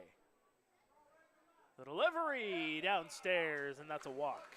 Third walk issued to Brian DeSantos. Ryan DeSantos just got the third walk of the contest for himself. Well, those shoes are made for walking. It's 4 walks in total for Cush on the afternoon. 3 to DeSantos, 1 to Murchison in the first. So Jose Vinicio with runners on first and second base. Got to bring out manager Dino Romel to have a conversation with Cush and Again, a little bit of the defense. Again, that pitch count up pretty high as well. So, 86 pitches coming into this inning. Has gotten through 4. Some music. And Umpire coming out to wrap up the call here quickly. What do you think this conversation is about? I think it was just more like, hey, can you think you can get through this one, or should I get this? Well, there's actually nobody throwing yet, so whoever was throwing might have just been a bullpen. But there's nobody out there now. This might be something that Dino looks at in the next little bit. Just try to get some guy rolling, because if the Leafs go on a bit of a run here in the 6th, you might have to. Well, Cush is at the 102 pitch mark now, 61 strikes. So. Might have to put the leash on Cush here. Yeah. So Vinicio will pop one up. Foul territory. It's going to be too far and out of play. And Takamatsu swatted at it right in front of the Royals bullpen or the dugout. I think that would have been out of play, though. Yeah, he would have had to catch it before the facing of the dugout. So it's the edge of the warning track all the way around, and of course the facings of the dugouts are out of play. So anything on the cement would be out of, if you caught it in out of if you caught on that cement pad, it's out of play. That's out of play. Yep. You notice Justin and Claire Simon was here. So a long 0-1 here for Vinicio. Cush now over 100 pitches in this one. The 0-1 outside. Of course, is equaling his longest outing of the season so far. He went 6 innings against the Panthers last weekend. Would love to get out of this one. We're an hour and a half into this one, partner. Oh, now you did it. Outside. Now you said it. So we're here at 7 o'clock. This is Mark Perry's fault. You actually believe in jinxes. Sometimes certain things. The broadcaster jinx. You actually believe in that. Some of them, there's some merit behind it. If I can will guys to get base hits, of course you can will games to take forever. The 2-1 It's got to work that way. And Cush, the last few pitches, he's been pitching outside here on Vinicio, trying to get him to have that stretch out swing, but Yep. just not getting him to swing at it. Be He's interesting not to see if they come back inside here now.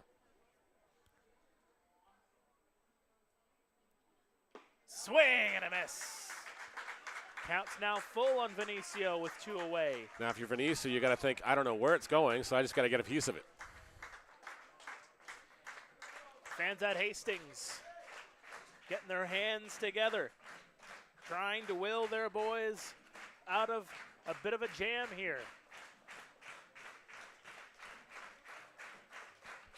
The 3-2, swing and a miss, they got him.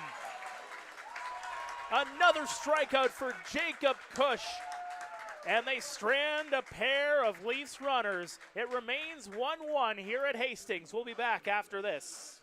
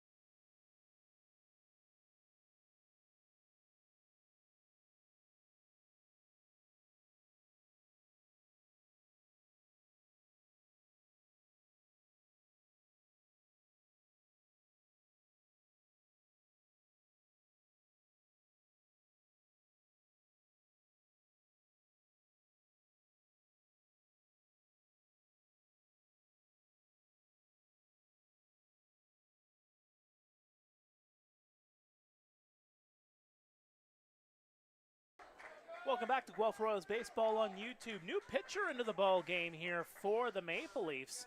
That is Max Lanoux, making his 4th appearance on this young regular season. He'll take on Josh Garton here in the bottom half of the 6th, as he will take for ball 1.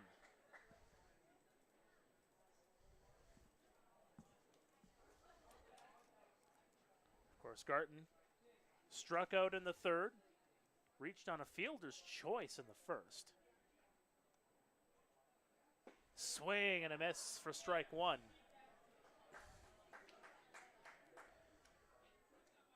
So again, Garton.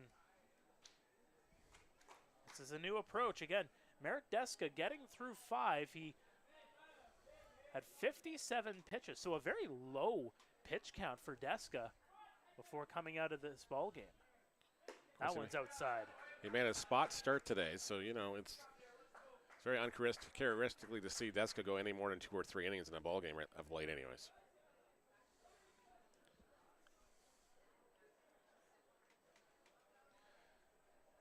Well, now he's taken on one of the best hitters in the league. The 2-1 is going to be flared and off the top of the grandstand, and it bounced right back in play. Just another dent in the wall here at Hastings Stadium. Might have to take that dent out. That's your tax dollars at work. Yep. Well, there's lots of them up there.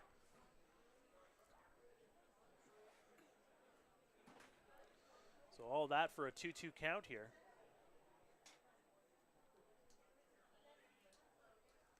On Mr. Garton. Swing and a miss, and they'll get him. Good job by Lanoux. Who gets the first strike? And Garrett Takamatsu will be the batter now with 1 away. Takamatsu, the 3rd baseman. Again, a long-time Maple Leaf. Yep. Reached on error his last time up, got stranded at second base in the 4th. Popped up to the second baseman in the 1st. Started his IBL career with the Maple Leafs in 2018. Was Rookie of the Year that year. Yes, he was. Holds off, but it crosses black for strike 1. Of course, played part of 2023 with the Quebec Capitals. The Capitals of the Frontier League. Dealt with some injuries. Was actually the Maple Leafs manager at one point. Yes, he was. He came back. He was one of the fortunate guys that came. He went to the started the season with the Maple Leafs, went to the Quebec League, and then unfortunately just didn't have enough plate appearances, so the league really wasn't eligible for postseason. That's why he became the manager. Took over Damon Topley that year. Yeah, I think he has made his debut as a manager in Kitchener. Got to talk with him, and that one's up high, and he had to duck out of way there. That one just got out of Lanou's hands a little awkwardly. So it's a 2-1 count here on Takamatsu.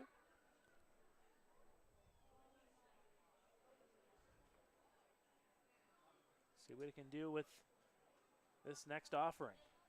Swing and a miss for strike 2. Takamatsu losing his balance there on that swing.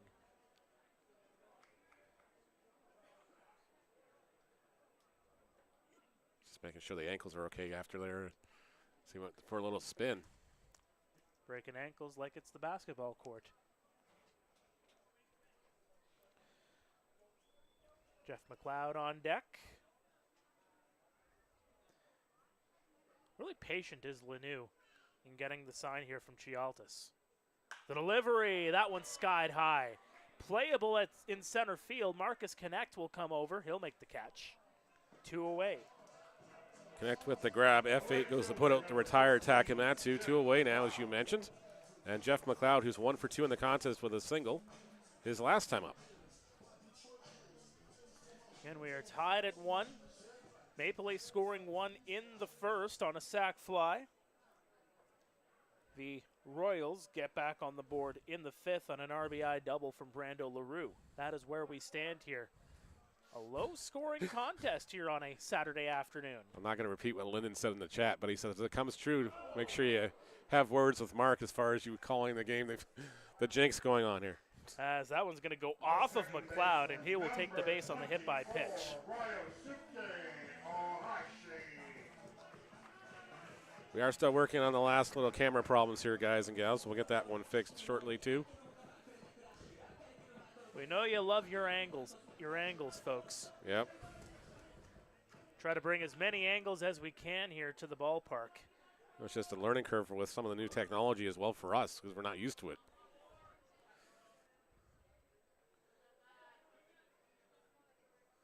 And now that we know we need to get more extra batteries from some of these cameras, too. That one's upstairs for ball one. Of course, when shipping delays also play a part into it, you don't really get the time to test a lot of this stuff out. Even when you have Amazon Prime. If it just shows up and go, okay, really good, we got it here. Yep. Let's see what we can do with it. There's one right down Broadway for strike one on Ryosuke Ohashi.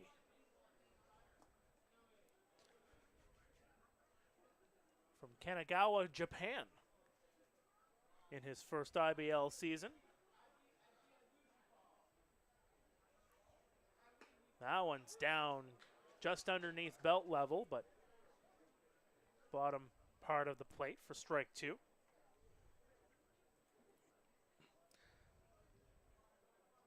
Ohashi, 2 flyouts to center field. Keeping Connect busy here this afternoon. Runner on first. The delivery. That one's fouled back.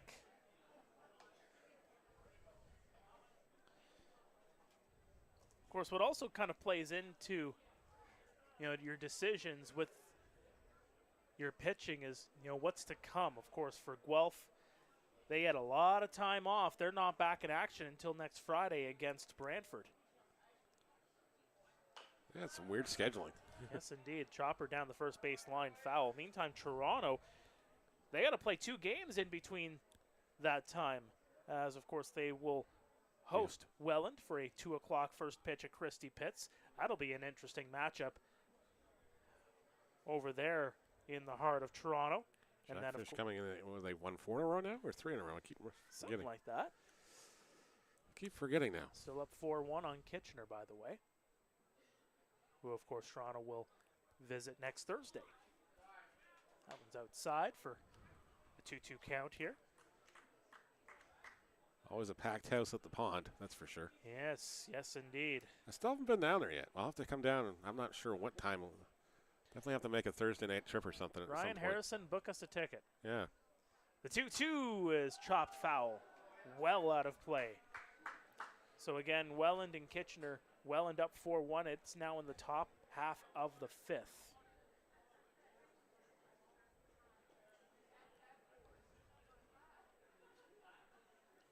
Ohashi having a lengthy at-bat here. Second as bad as many opportunities. They've definitely made the pitchers work here. Stretching out the pitch count, and that one's fouled back again.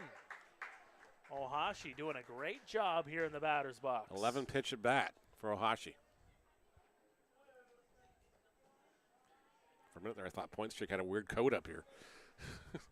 I mean, Point Streak's doing a whole lot of different things these days. Yeah, hopefully they get it resolved sooner than later. Emphasis on soon. Please. The 2-2, swing and a miss. Going downstairs on that one was Lanu, and Ohashi swings through for strike 3, and we are through 6 here at Hastings. It's still 1-1.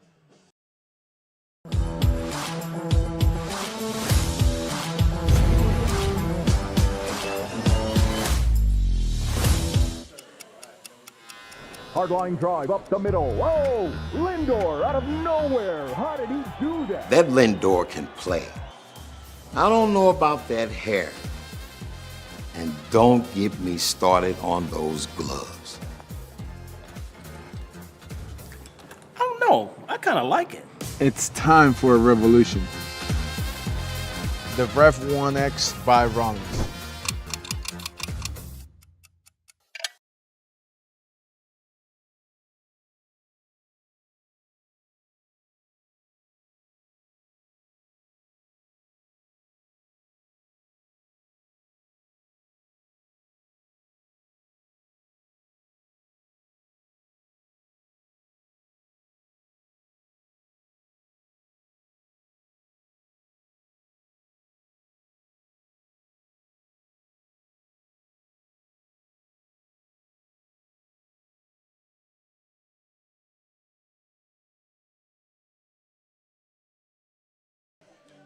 Welcome back to Guelph Royals Baseball on YouTube. It is still 1-1 here at Hastings Stadium. And we have a new pitcher into the ball game here for Guelph. That is Reese Montgomery, the tall, lanky lefty. Saw some action against the Barrie Bay Cats on Tuesday night and just trying to get another innings work here. The Royals trying to keep this one status quo here in the top of the 7th inning and a 1-1 tie. He'll see Dan Mara, Dionysius Chialtis, and Jordan Castaldo here to lead things off in the 7th inning. Leading off for Toronto, number 6, Dan Mara. So we'll see how much the Maple Leafs can muster here right before stretch time. A very key part of the ball game.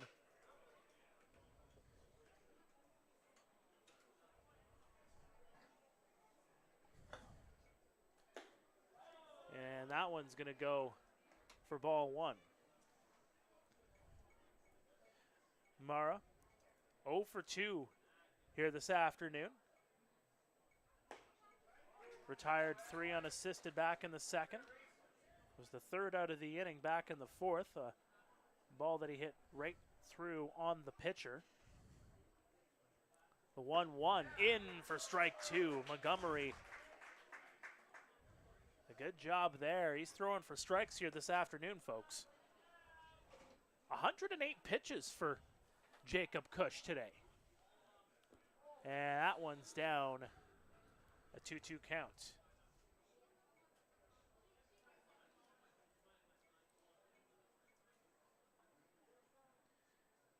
The delivery is going to be flared into right field, and that'll be a base hit to lead things off here in the 7th.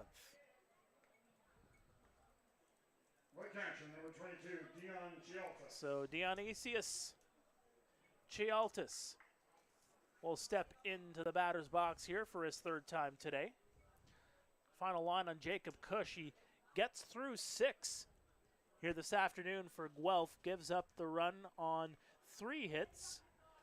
Walked 4 and 8 strikeouts on the day. So not a bad line. As that one is flared up high. It is going deep to right center field, and it will drop. Right to the warning track it goes. Circling around 3rd is Mara. Mara, he will go home to score on an RBI triple for the Maple Leafs. Make it 2-1 for the visitors.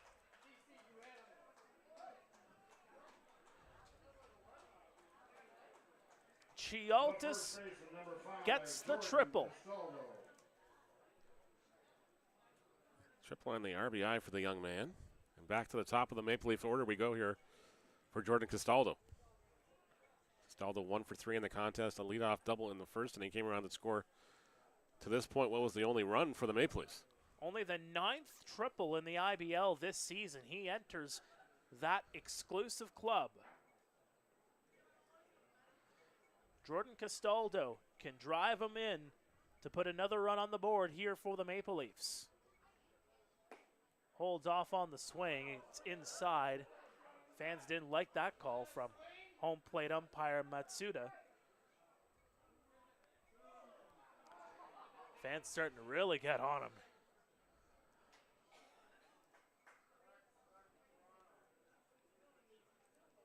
Montgomery, the delivery, and there's a strike. Outside corner. So just joining us here, it's now 2-1 Maple Leafs. They scored in the 1st. Guelph gets one back in the 5th, and just now, moments ago, an RBI triple for Chialtis. And that one's going to cross the heart of the plate. Good location, good movement there from Montgomery on that delivery.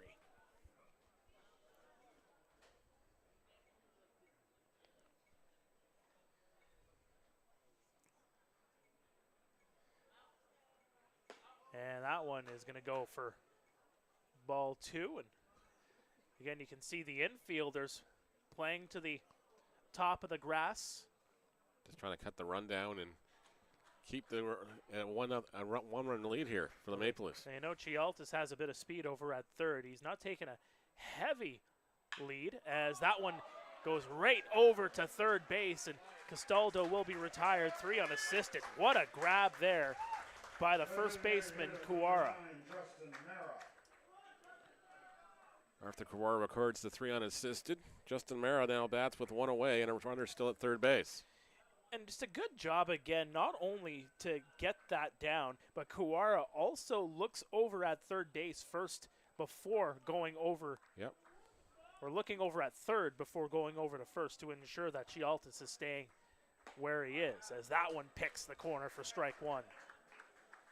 Mara 0 for 3 in the contest, a pair of strikeouts and a ground out to the shortstop in the first.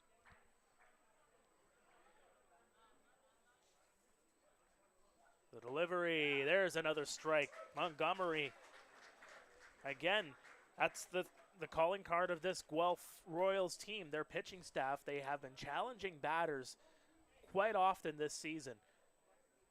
Working the plate, but really just throwing for strikes. That's what you need. Chopper down the first base line will go foul here.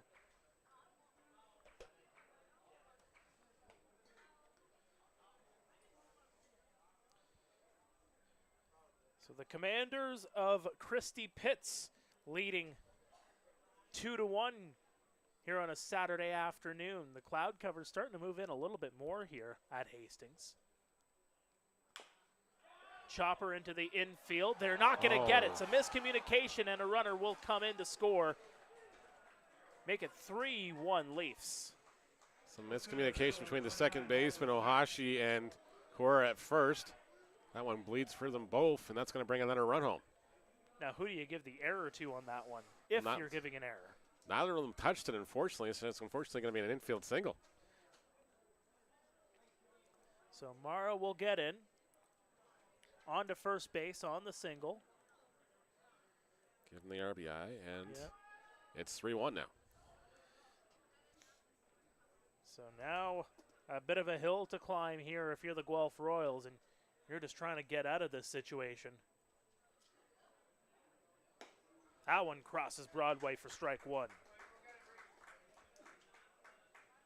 Pair of runs on the board here for the Royals.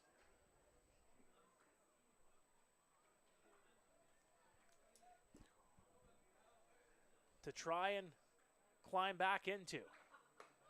That one goes outside. Maple Leafs 3, Guelph 1. Of course, Guelph at the top of the table. A 5-1 record. Of course, played the least amount of games among the 9 teams in this league.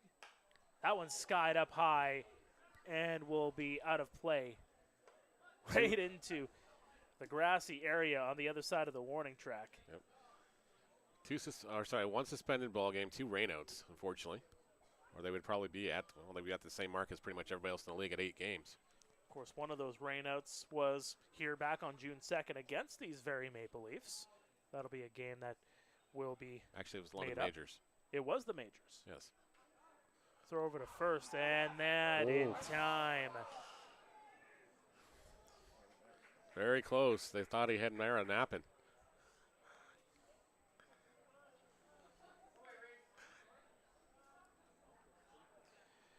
And that's the thing with a southpaw pitcher here.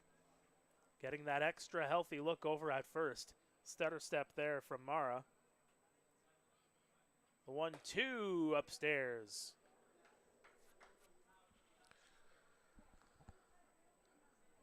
Two and two now. Connect with a sacrifice fly, a single, and a strikeout in the third inning. Mara not really taking a huge lead there as Montgomery will step Somebody off. just got ejected from the bench here. I'm not sure who. It's on the Royals side of things, and I think it's actually Dino that's getting thrown out here. He's coming out to argue. I think he's asking who. What did he say to him? And he throws down the clipboard in disgust. Well, at least it's not a chair this time. Dino, Ramel, and Taka Matsuda having heated words here.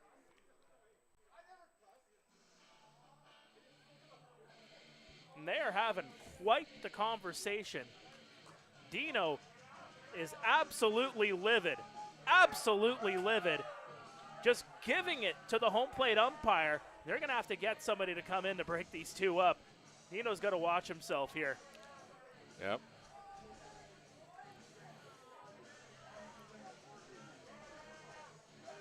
Yeah, they have to hold him back. Dino is absolutely livid.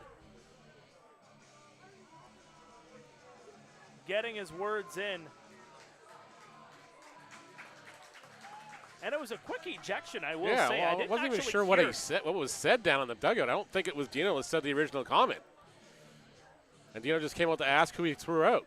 Is this Aaron Boone territory from that one game earlier No, this it might season? be, yeah. Was it a fan that said something?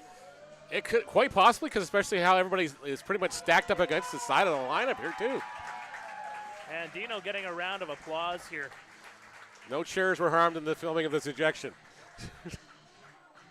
At least not yet, anyways. And now Garton is coming in for a quick word. As it looks like he's just more trying to calm down the conversation, just trying to get the home plate umpire back. As Dino still Dino in the field of play. Yeah, still hasn't left. Still getting his words in. He and Taka Matsuda still having a quick conversation. Now another ejection. Garton just got tossed too. Garton is now getting thrown out of this game. You see what's happening, and now Dino's coming back, and Trevor Stoico and Ryan Jackson now both coming to the left side of play, and you can see Dino still trying to get his words in here. Things are getting spiraling crazy out of here at control Hastings. here. There's going to be some supplementary discipline after this one, I am sure. Garton and Dino Ramel both exiting the ball game. And Garton and Dino will both.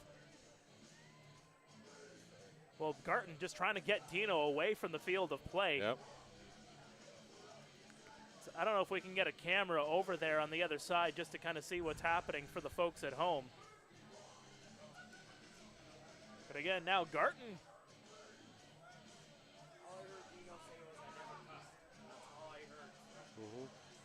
Garton will leave the field of play, so Garton is out of this ball game. As you can see the shot there of what is happening. Trying to settle some emotions down here at Hastings. Garton's just trying to grab his equipment here so he can get back into the dugout. And now here comes the baseballs. Garton throws the baseballs onto the field of play. So Garton and Dino Ramel both ejected from this ball game. And you can see the umpires.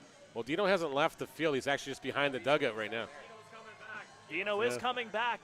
I can see him going back toward the field of play. And now the poor ball boys have to go and get the baseballs for the umpires. Well, we're not getting out of here in 2.5. Nope. That's for sure.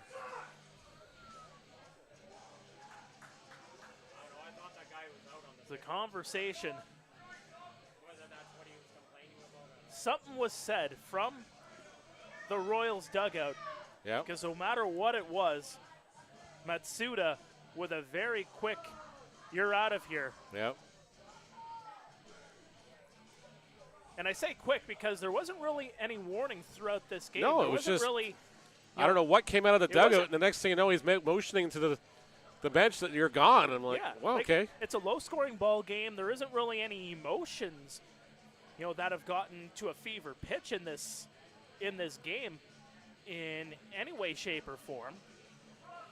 And then all of a sudden something is said, and Dino is still around the field of play, and Jackson and Stoico just trying to get him to go off, to get away. Yep, so we can get back to baseball. And he's still saying something to Matsuda, who is right near home plate. They are having a yelling conversation essentially between the two of them here. And good thing we have the audio up where a lot of young kids are hearing some words they probably shouldn't hear.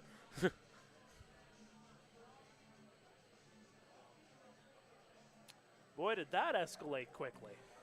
It did.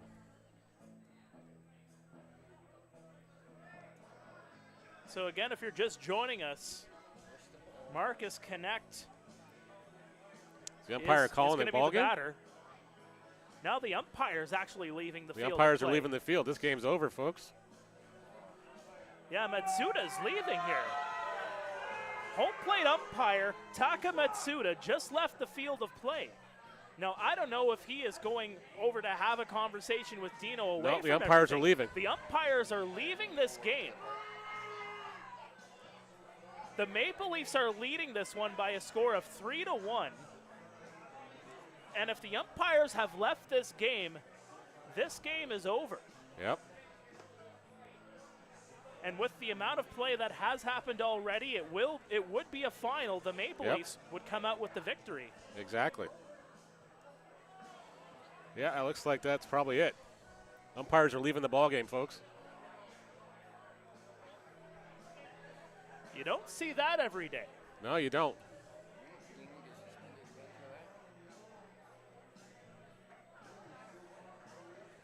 As you can focus now back at home plate, the Royals and the Maple Leafs, you know, Are kind of like, what's this? J.D. Williams, like you can just see the like. what is happening? Is What just they're happened here? asking. Yeah.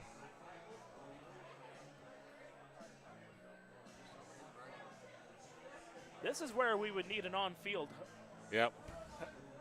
person with a microphone to try and figure out what is happening there.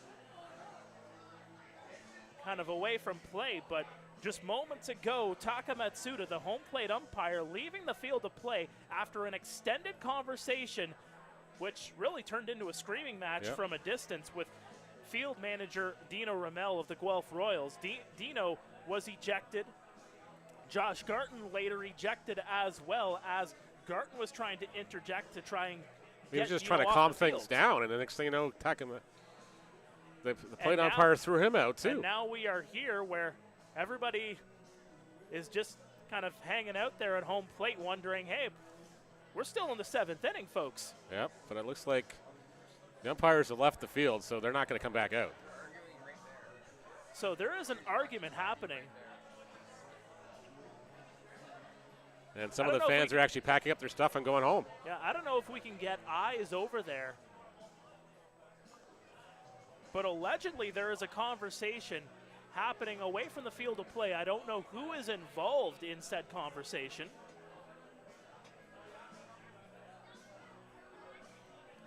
But again, if you're just joining us, it's been a wild 10 minutes or so as it all started with Connect in the batter's box.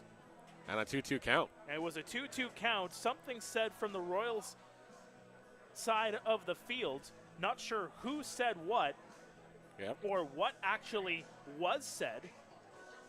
And Taka Matsuda, the home plate umpire, with the immediate ejection, throwing out what looked to be Dino Ramel, who came out, threw the clipboard down, got into the face of the home plate umpire. The fans that are A sticking heated around probably want the conversation. 50-50 to be announced here too. That might be it, partner. And again, everything just kind of escalated from there, from that conversation. Get Parks to announce the 50-50.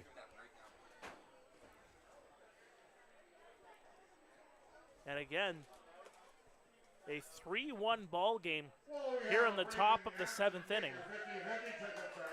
And the fans getting the 50-50 number here. As again, there's some handshaking there at home plate. Well, a lot of guys know everybody on the other team too, Well, so it's just exactly.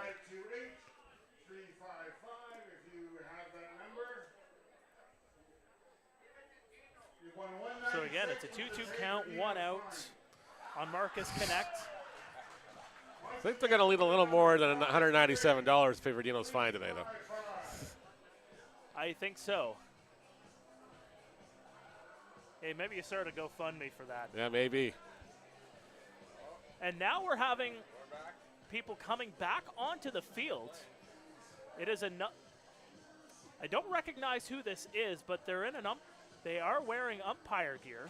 That's Trevor Stoico. He's just That is going. Trevor Stoico. Yep. So I think he's just explaining what is happening here. So Trevor Stoico, who of course is the first base umpire. We're done? And he is wrapping it up. Yep.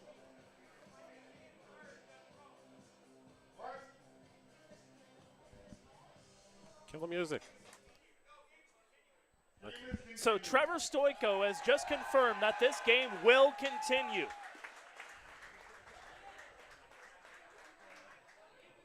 All right, play some music now. So this game is not over, folks. Stay with us.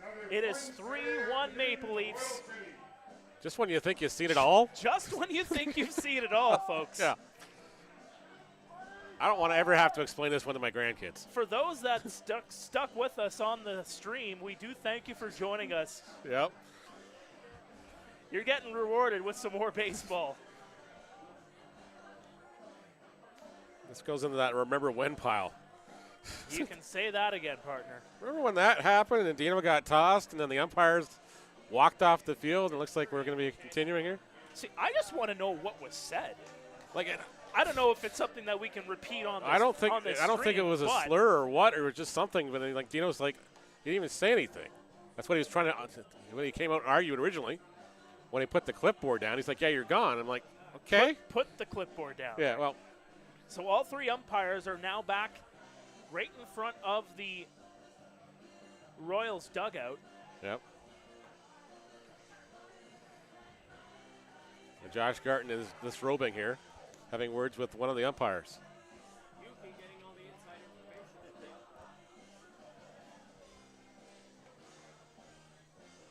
So you can see there, just on the Royals side of things, you can see Taka Matsuda, the home plate umpire. Josh Garton, without the jersey on, of course, he has been ejected from this game. Yep. Seems like he's having more of a chuckle at this stage. Well, he's like, that's probably the weirdest ejection I've ever been a part of. So the umpires, looks like they're getting back into position, and I think we're getting set for some baseball here again. And Yuki Renito talking with the plate umpire. Of course, those two, they probably got a little bit in common. Yep. They know each other and their language. As Reese Montgomery is going to get a couple more warm-ups, as probably as many as he needs here just to get loose again. And again, if you're just joining us, Marcus Connect, the batter, is facing a 2-2 count here in the top half of the seventh. There is a runner on first, that is Justin Mara. The Maple Leafs scoring 2 here in the seventh to take a 3-1 lead. Dino Ramel has been ejected for the Guelph Royals. Josh Garton has been ejected for the Guelph Royals, as Matsuda is getting ready to get back in behind home plate. A couple of extra pitches there for Reese Montgomery to get warmed up. Emotions, to say the very least, running wild here on a Saturday afternoon. But after all of that, we got some baseball to play. We do got some baseball to play, and Jeremy Margulis, of course, the social media coordinator for the Maple Leafs, on his personal social account. The IBL never ceases to amaze me. Something new every game. Most entertaining league in the world. I got to definitely echo that sentiment. Definitely very entertaining last 15 or so minutes, as Matsuda gets back in a position. We are back in a position. And the delivery, the 2-2 is outside, and there's a full count here. Longest delay between a single pitch in quite a while. To the fans that did leave, I mean, they probably thought this game was over. Wow, I don't blame them. The umpires left the field. Here's the 3-2, and that one's going to be sent into center field. Is it playable? Yes, on the jump is Williams, and he'll make the catch. 2 away now for Jonathan Salazzo. Runner still at first base. Of course, the Leafs to take the lead here by scoring 2 in this inning to break the 1-1 deadlock. Mara led off with a single. Chialtis an RBI triple. Yep. And then Mara is able to drive home Chialtis on the single. And Mara still at first base. Not a huge lead there by Mara, as that one goes upstairs on Salazzo.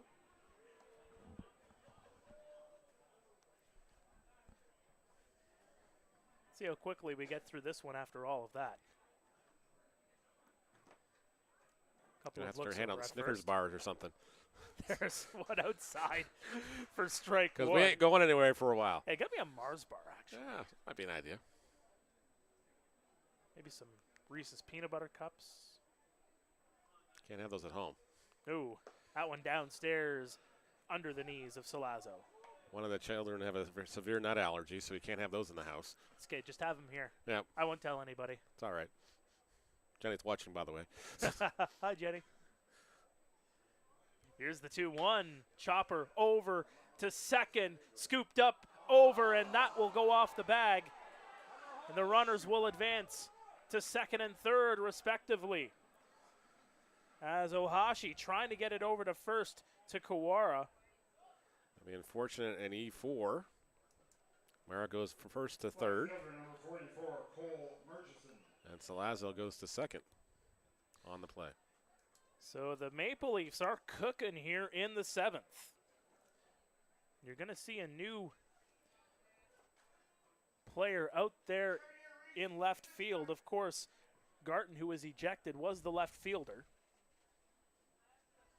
Looks like they did some defensive changes around here. I believe that was number 16 that went out there into left.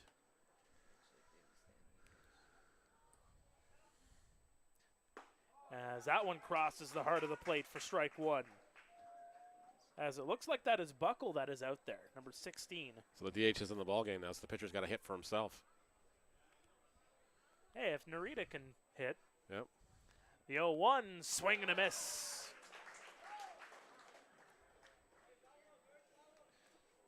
So again, Buckle was actually due up, as it's the 7, 8, 9 hitters that are due in this bottom half of the inning for the Royals. So keep that in mind as there's a strike. They get out of the inning, but the Maple Leafs get 2 on the board, an entertaining top half of the 7th.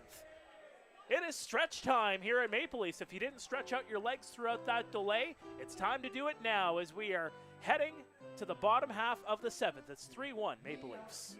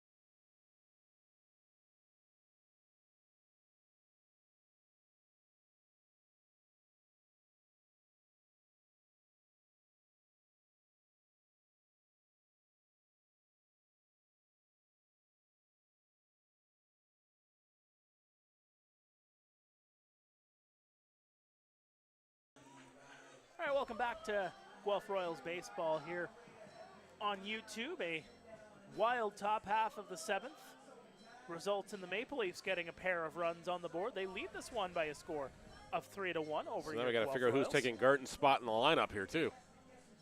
Because the pitcher spot, obviously, if Buckle went into left field, he was already in the ball game in the DH spot. So the pitcher will be coming to bat in. Actually, that's easy. That's Reese Montgomery's going into Josh Garton's spot in the lineup. Trying to sort everything out as that one's right off the mask of Chialtis. How about that, taking a 95-mile-an-hour fastball right to the mask? Yep. They're braver than many, that's for sure. Right down Broadway for strike one for Kawara.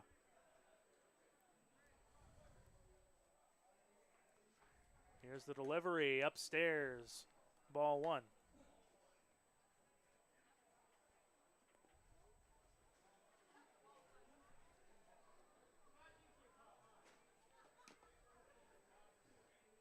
see what Kawara can do. Again, the Royals having to work themselves away from a deficit, and that's going to go off the top of the grandstands. So the Maple Leafs with 3 runs on 6 hits and 1 error. The Guelph Royals 1 run on 5 hits and 1 error. Some interesting details coming out of the ejection, but nothing is just pure speculation at this point. I'm sure that will come out in the days ahead, that's for sure. Here's the 1-2 to Kawara. Flares that one into center field, and a leadoff hit for the Royals. The catcher, number 23, Ethan Ash. So if you're scoring at home, Reese Montgomery goes in the Josh Garton spot in the order in the 3 spot, or whoever's coming up in the pitcher spot, it's going to be coming up in that spot. The DH is in the game. Blake Buckle is in the DH spot. He's going to be batting 3rd in the order in this inning, actually. He was already in the game in the DH spot, but now he's in left field. Baseball's a funny game, that's for sure. That one goes right down Broadway for strike 1. And hopefully the score sheet will balance at the end of the night. Hey, as long as you get it finalized so the stats are updated for all of us broadcasters. Well, I will apologize profusely if it's not. So it's okay. They know where to find you. That they do. I'm going to turn off my ringer. Yes. The 3-1 downstairs. I guess a 1-1 count, actually. Yes, indeed. A 1-1 count on Evan Ash. Ash has got a pair of singles in the contest so far. Yeah, Buckles is on deck here as the pinch hitter, or as the left fielder now, as that one's going to be sent back. A couple of Fletchers there in the front row. Grandma from the Jays game would not be too impressed. Back in the day, she had ice water through her veins. She wouldn't pay attention, of course, then became a giant meme. So a couple weeks later, she actually overreacted to the baseball coming at her. I remember that. It's 1-2 count here on Ash here in the bottom half of the 7th. Upstairs, a high pitch delivered there from Lanu. There is somebody down in the Maple Leafs bullpen, but they're not throwing, so looks like Lanu will be responsible for the next couple of batters. Nobody in the Royals bullpen. Kawara takes his lead.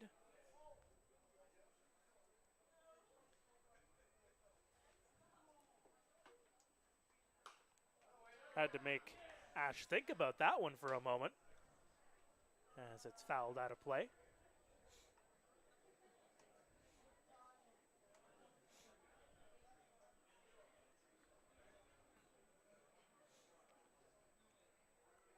An even count, 2-2. Leafs up 3-1. Ash 2 for 2 here today. Showing some patience there at the dish as well. Quick scoreboard update as well. Welland now up 6-1 on the Panthers in Welland, bottom of the 6th over at the pond. Brantford and Chatham, of course, will go to war at Fergie Jenkins at 7 o'clock tonight. And that one's flared up high. It's going to land in foul territory here. Nobody's going to be able to get to that one. Nope. Right fielder shifted too far over, especially with the right-handed batter up, so.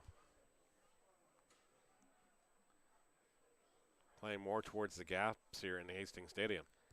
I mean, it's definitely something to get used to. I mean, if you're not playing in this ballpark on the regular, it's... Oh, exactly. It's got some rather unique dimensions. It's impossible to make this game, this diamond in the MLB The Show, by the way. I've tried for 3 years. You'll get it. Eventually. Comes the 3-2. Upstairs, and Evan Ash will get on. Runners on first and second here for Buckle. And Blake Buckle will come up the bat, and Sam Green will come out to have a word with his pitcher here. Looks like Chris Nagorski and Julian Tomoko going down, or looks like Tomoko's going down, and Nagorski's just waving at whoever's down in the bullpen to get loose. Nagorski threw last night, so did Tomoko. So not likely to see either of those guys. Yeah, Timochko is You know, he's been around these parts. He knows the IBL even just through 3 seasons. Was in Hamilton in 2022, in Welland in 2023. Just wanted to be closer to home, so he ends up going back to Toronto. So originally, I guess apparently what happened with Dino's ejection, he was half jokingly with Trevor Stoico down at first base. He says he's 0 for 2 on the calls, and the plate umpire took offense to it, and that was why the quick trigger happened. And then, well, as we saw what transpired on the field after that. So no swears, no slurs, just... No, just... And Dino and Stoico have a relationship from probably back in the radio days, too, so it's just... That one's going to be sent into foul territory. Wow. Look out for the houses. That's on Kathleen Street. Of course, somebody's going to wake up in their lawn tomorrow and go, why is there something in the garden that looks like a shiny white baseball? Well, you're near a ballpark, so...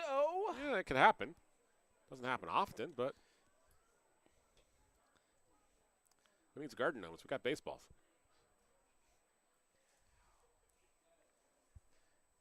Inside, but it catches part of the plate. The fan's not happy about that call. Temperature's definitely cooled off a little bit here, Mark. Yeah, but the action is at a fever pitch. Indeed.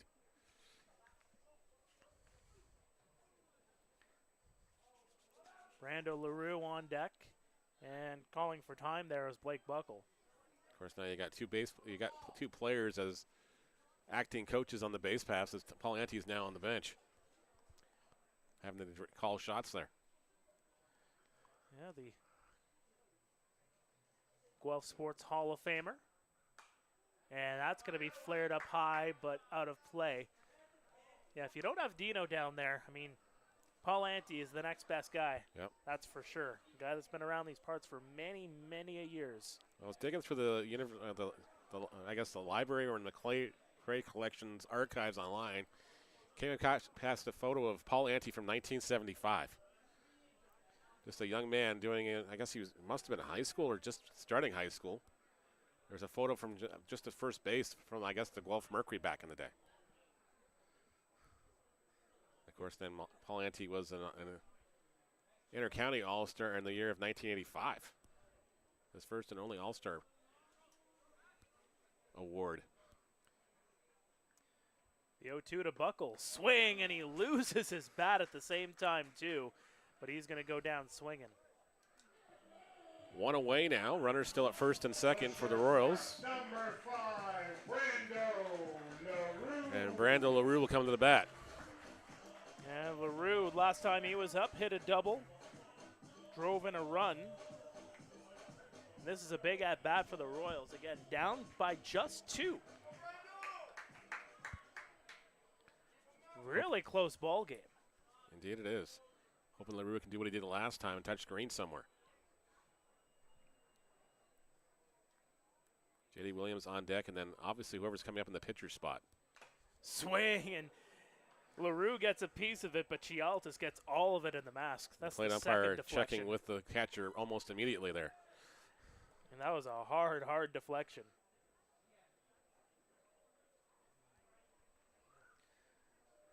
So again, this is where the Royals really need to start generating some runs. It doesn't need to be over the wall. Just, like you said, hit green and see if you can get guys circling the bases.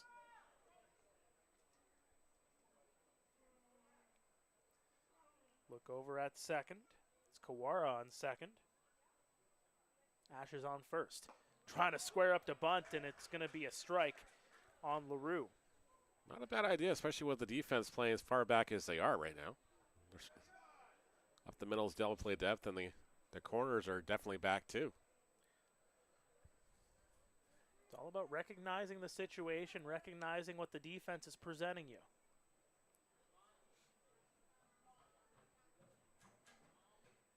Delivery, swing and a miss for strike 3, and that's 2 straight strikeouts for Max Lanou. Okay, Guelph, time to turn up the volume for your center fielder, number 8, J.D.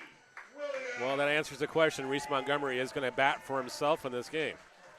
Yeah, he is in the on-deck circle, although it's not really a circle over there. Nope. Just on the edge of the warning track here. So J.D. Williams up here with 2 aboard and 2 away.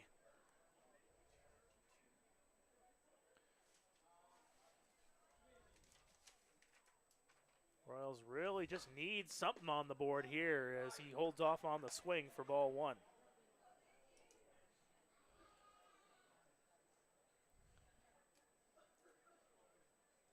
Of course, J.D. walked back in the 3rd. He's 0 for 2 today.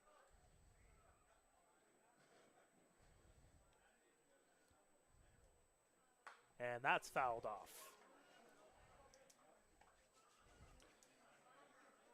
Williams rather busy in center field this afternoon. A breezy day. The flags are starting to wave a little bit more outwards away from the field.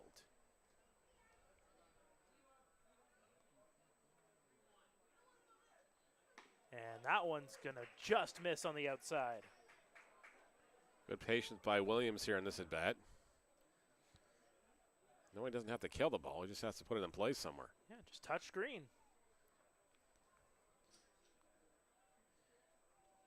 Inside infielders at the edge of the outfield. And that one's going to be flared down the right field line, but it's going to drop foul. Had some distance, a hard hit ball there from Williams, but just couldn't get it to drop fair. If that drops fair in that corner, I think you might actually get 2. Definitely going to get these runs home, that's for sure. This is a big opportunity, partner. Here's the 2-2. Upstairs, 3-2. Good patience on that one from Williams. And now it's a 3-2 count. Max Lanou trying to get the Maple Leafs out of a jam. And that's strike 3. Max Lanou puts it right down Broadway on a 3-2 count. And a pair of runners are stranded. We're heading to the 8th. It remains 3-1 Maple Leafs.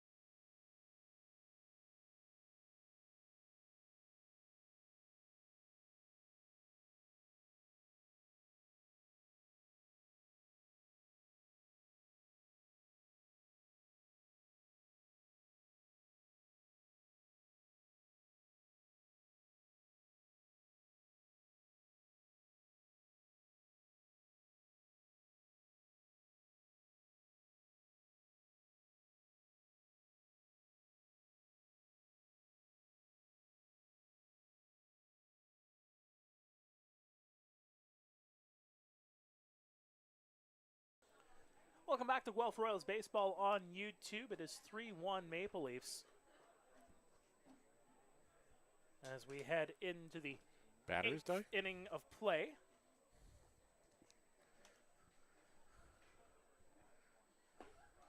And first pitch seen there is strike number 1, Needs new batteries. Ryan DeSantos, who has walked all 3 times he has been in the batter's box today, trying to square up to bunt, but that one goes outside for ball 1.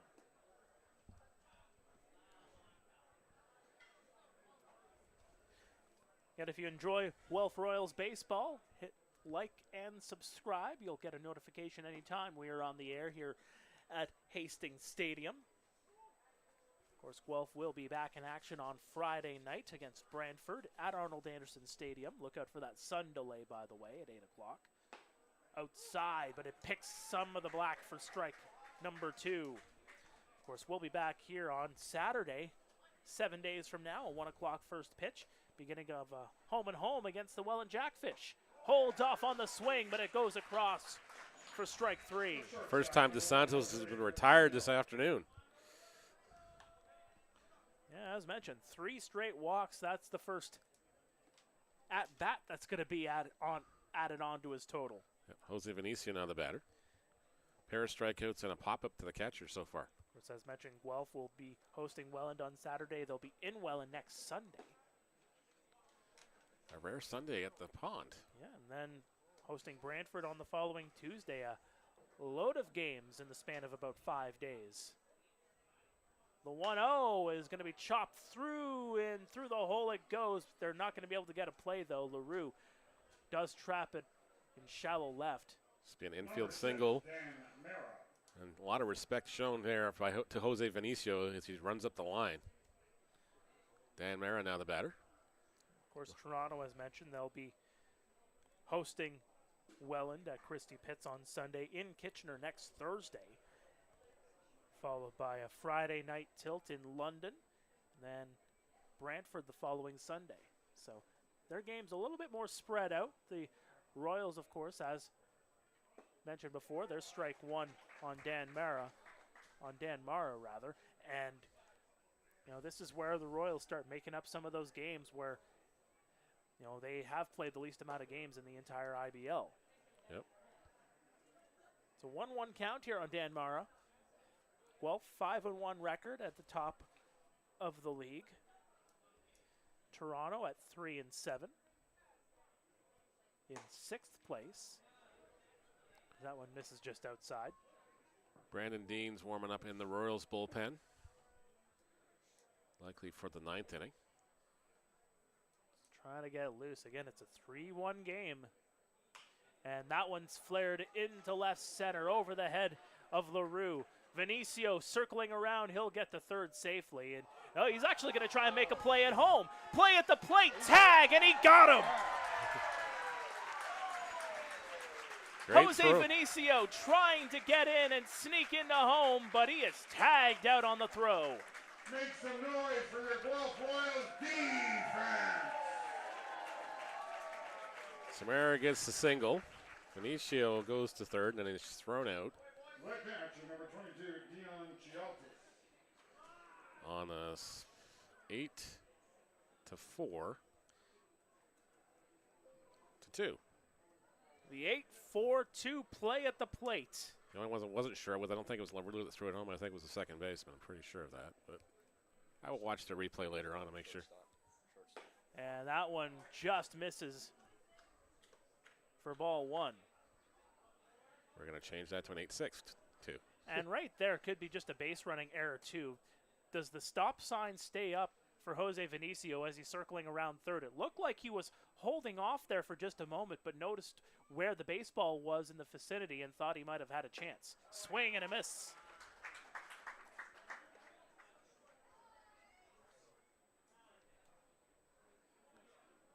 So it remains 3-1. Maple Leafs still in the lead.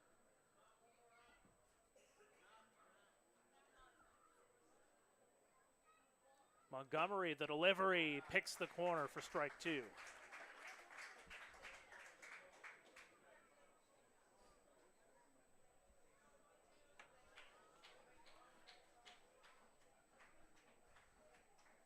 that what you're looking for? Oh. Montgomery looking to get out of this inning, and he's just going to step off the rubber. Disengagement number 1 on the at-bat.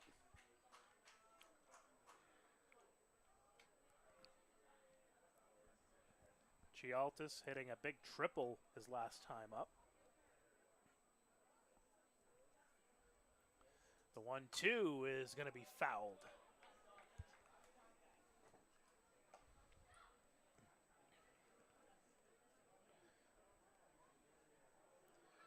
Remains 6-1 Welland over Kitchener in the top half of the 7th over at the Pond.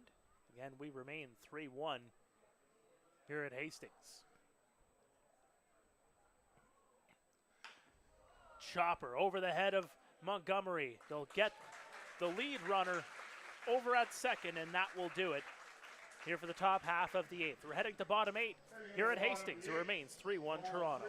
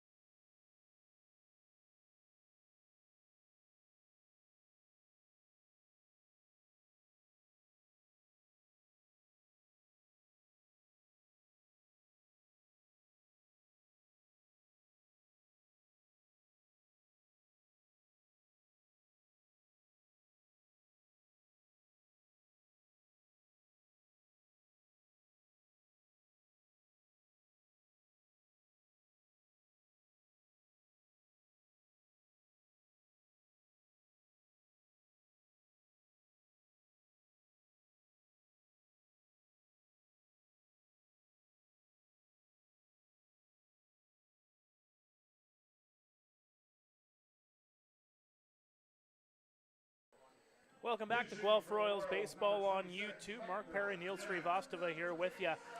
Couple of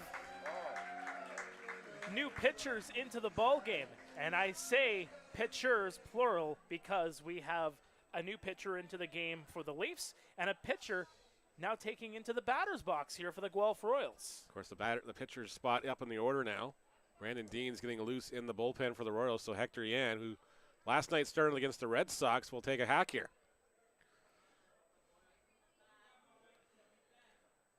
The delivery well inside. That's a wild pitch. Julian Valdez making his 5th appearance of the season on the mound here for the Maple Leafs. Last time he saw action was in that 11-3 loss to the Barrie Baycats on May 29th.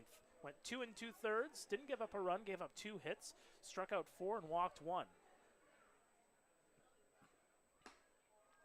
That one's outside for ball 2, and a good eye here from a guy that doesn't usually get hacks in the box here. Well, I have seen him take batting practice here, but mind you, it wasn't today.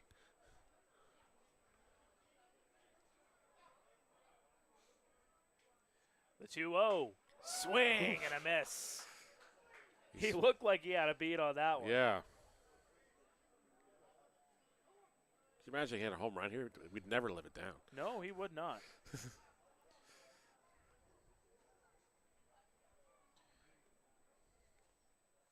Hector Jan batting left and over, trying to get a hit. Throw over to first in time.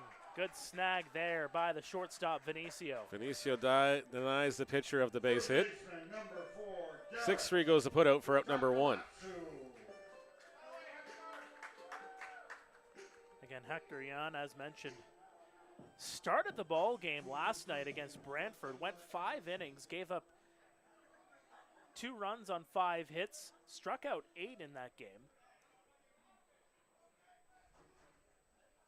Of course, just takes up that batter's position with Josh Garton ejected from this game back in the 7th. As that one's flared out of play, Garrett Takamatsu, the third baseman. So I'm not sure what prompted Garton to get ejected, though, either, because it was just more like he was trying to defuse the situation, and then next thing you know, he was gone, too. Well, something must have been said that was egregious enough for the home plate umpire to give him the old heave-ho. That one's well inside, evens the count at 1-1. But I'm sure, again, as mentioned before, those conversations will probably come out in the coming days, if they do. I'm also unlikely fit to print or mention on air, though. Tempers get flared, words get said. Again, if you're just joining us, we're lucky we're even here. Yep. Umpires walked off the field. And that one's set up high, but it's playable to the left fielder, and Murchison will make the catch, 2 away. Great position by Murchison on that fly ball out, and there's 2 away now He didn't even for Jeff move. Lamoude. Didn't even move.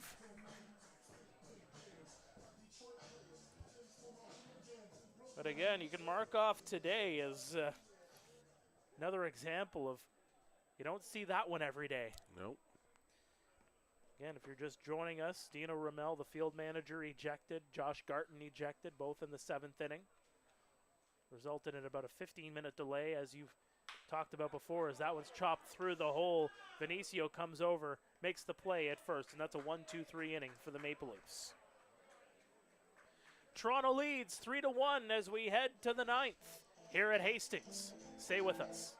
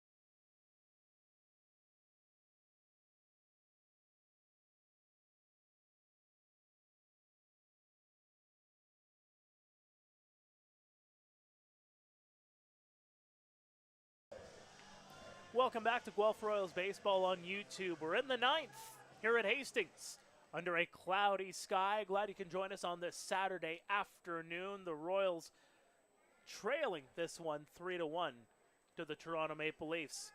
To the top of the order we go. Jordan Castaldo will lead things off here for the Leafs against Brandon Deans. And that one's well outside for ball one. Castaldo 1 for 4 in the contest. Yeah, 1 for 4 in the contest. There's a delivery for strike one right at belt level. Brandon Deans making his 4th appearance of the season. Last appeared just a few days ago against Barrie in that 5-3 loss Tuesday night. Went an inning. Faced 5 batters in that one. The 2-1 is going to be sent up high and fouled off to the left side.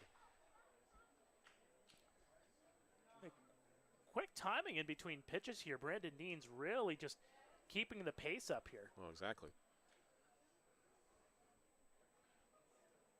Castaldo had to step out of the box just to throw him off his pace a little bit here.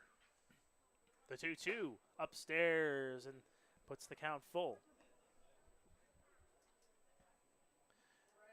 Again, if you're just joining us, Leafs take a 1-0 lead in the first. Guelph gets it back in the 5th, and that one's going to be sent through for a base hit. Castaldo with an outfield single there to lead things off here in the 9th. Hitter number 9, Justin Morrow. So again, it was 1-1.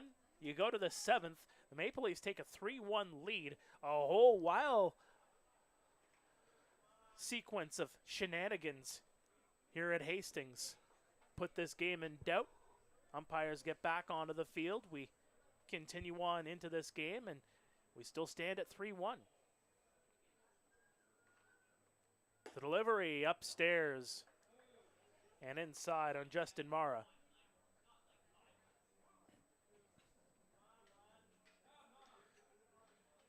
Castaldo over on first. Mara watches that one outside as Dean's working the entirety of the plate there.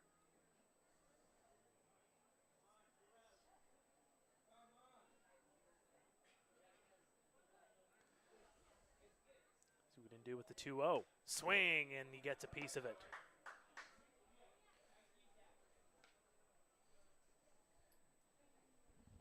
Trying to see what I got tagged on Instagram, or sorry, on Twitter. Hey, you're a popular guy. Sometimes we are, sometimes we're not. Yeah. Today apparently is busy.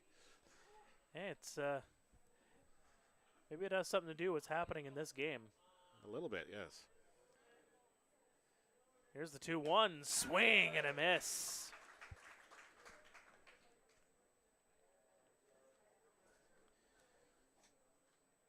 Dean's the hard-throwing righty.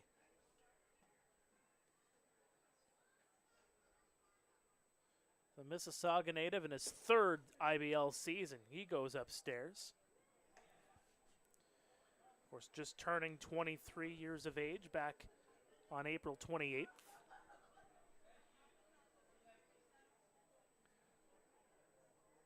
Gets the sign from Ash downstairs, and that will be a walk issued to Mara. Center fielder number 29, Marcus Knecht. Marcus Knecht will come to the bat now.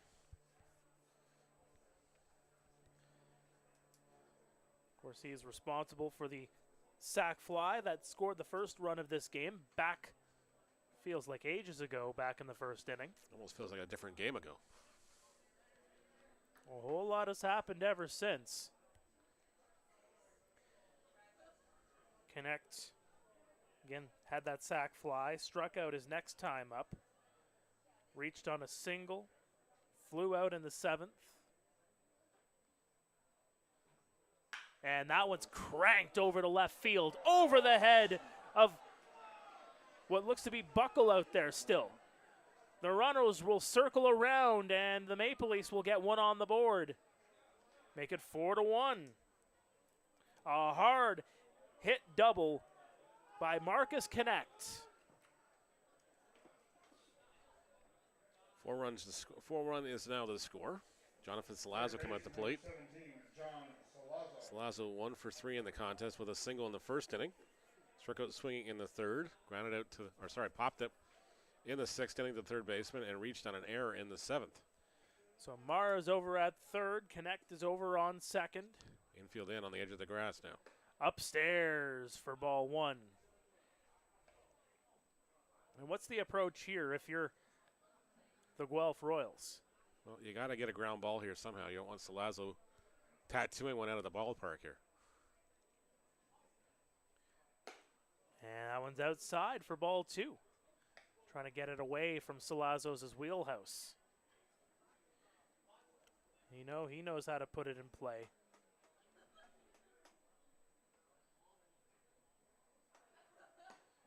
That one off the mask.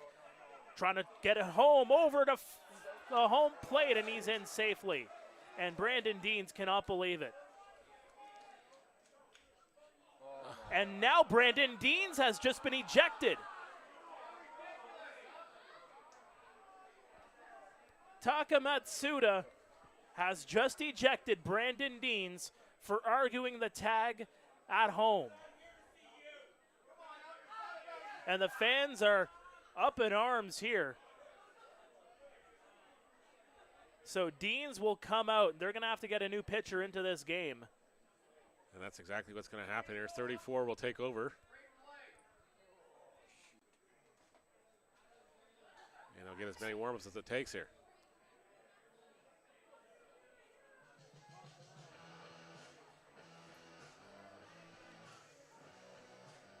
So again, that is the third ejection of this game issued by Taka Matsuda. Back in the seventh, it was Dino Ramel and Josh Garton. Now it is Brandon Deans. And a new pitcher will have to come in with the Toronto Maple Leafs now up by a score of 5-1. Yep, 5-1 is now the score here. So Justin Mara does score. Partner, you called that a wild pitch. Yep, wild pitch. 5-1 is the score now. And Jonathan Salazzo still in the batter's box. It is a 3-0 count. Yep.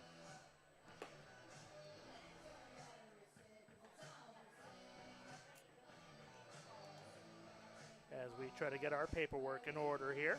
We do thank you for joining us here on the Guelph Royals YouTube page. Don't forget to hit like, hit subscribe. You'll be notified anytime we're on the air here at Hastings Stadium for a Guelph Royals home game. And also get all the different videos that are posted to our YouTube page as well. So again, that is number 34. He is not on our scorecard here. Yep. I'm guessing it's Nelson Mercado, but I could be wrong. It does look like Nelson. That is not Nelson. That is not Nelson. Either George Cruz.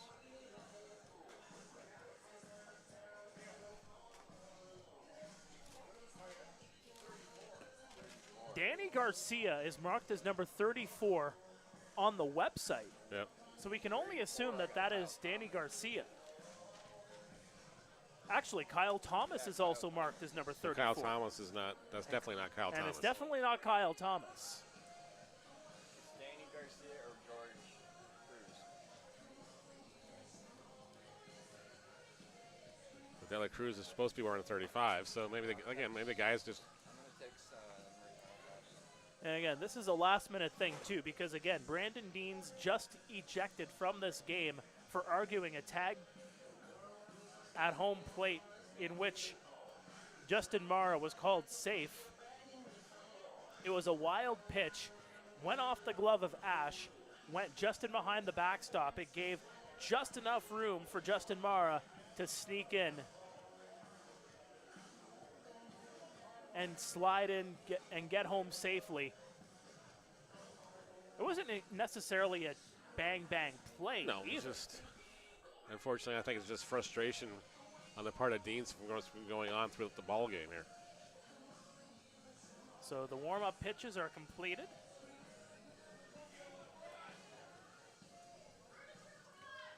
And again, we'll try to get you an update on who that is on the mound here, because again, we don't have it marked on our score sheets, number 34.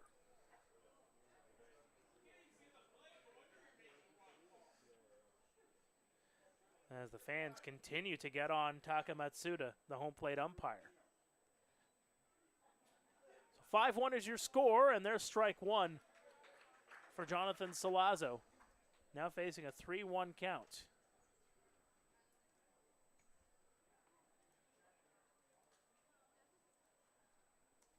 Swing and a miss for strike two. So again, number 34 is on the mound here for the Guelph Royals.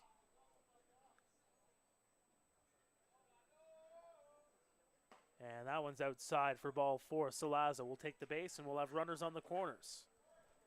Again, Marcus Connect did advance to third on the wild pitch. So Cole Murchison will step into the box here, or rather, no, It's Connor Lewis. That is Connor Lewis, who's going to be pinch hitting here. Pinch hitting number 4, Connor Lewis.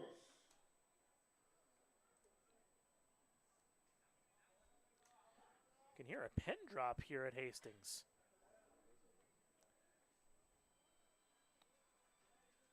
And that's going to go under the knees for ball one. Never heard somebody's cell phone in the stands. What do you want for dinner? Well, the Royals want some runs. Yep. That's for sure. We're thinking it's Jorge De La Cruz here. Could be Jorge.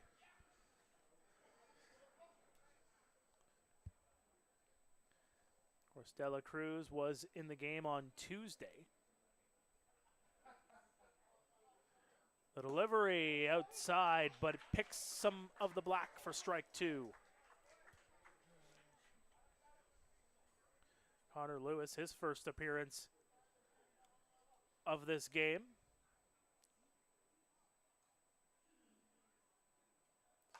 And he'll chop that one foul. Lewis batting .208 this season. Has appeared in 6 games. A long-time Maple Leaf. Was in his 9th IBL season.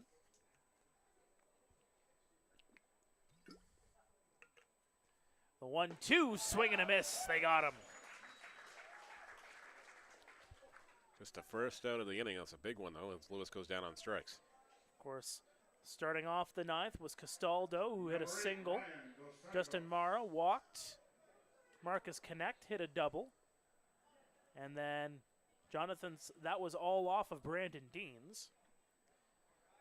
So he was responsible for the first 3 hitters, although on a 3-0 count on Jonathan Salazzo, Mara steals home as that one goes inside. Mara steals home, and Deans gets thrown out, just showing some frustration. Ryan DeSantos, the batter here, the right fielder.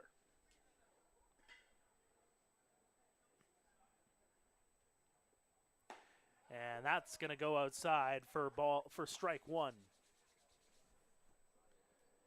He hits just outside the outside part of the plate there.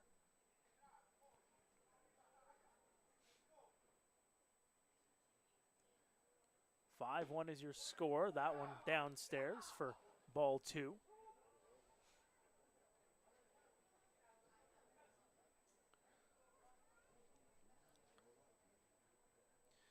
DeSantos, again, struck out his last time up.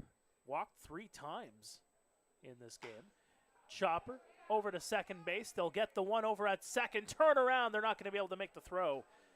LaRue went on the spin cycle over at second after tagging second base. Make it 6-1 Maple Leafs. This game quickly getting out of reach here for the Royals.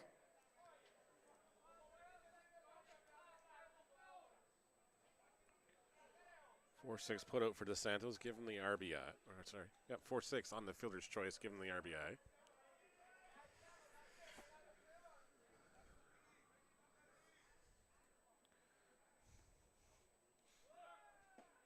The runner's going to go over to second, well offline. DeSantos is going to advance to third here. Stolen base and an E2 on the throw advances him to third.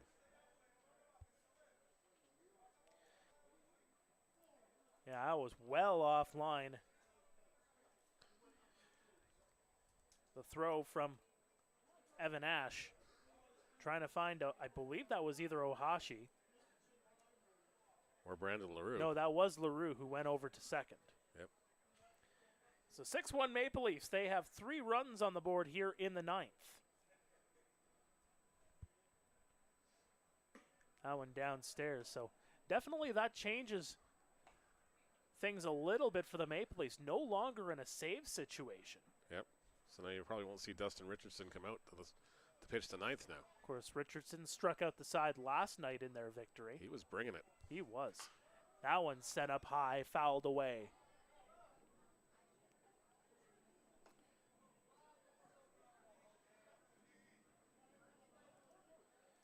Jose Vinicio, 1 for 4 here today. Single his last time up, struck out twice, and popped up to the catcher. Was tried to steal home in the last inning. And that one set up high. It is playable. Bermuda Triangle play. Catch made by LaRue, and that will do it. But the Maple Leafs get 3 on the board. It is 6-1 for the visitors. Heading to the bottom of the 9th here at Hastings. The Royals have some work to do.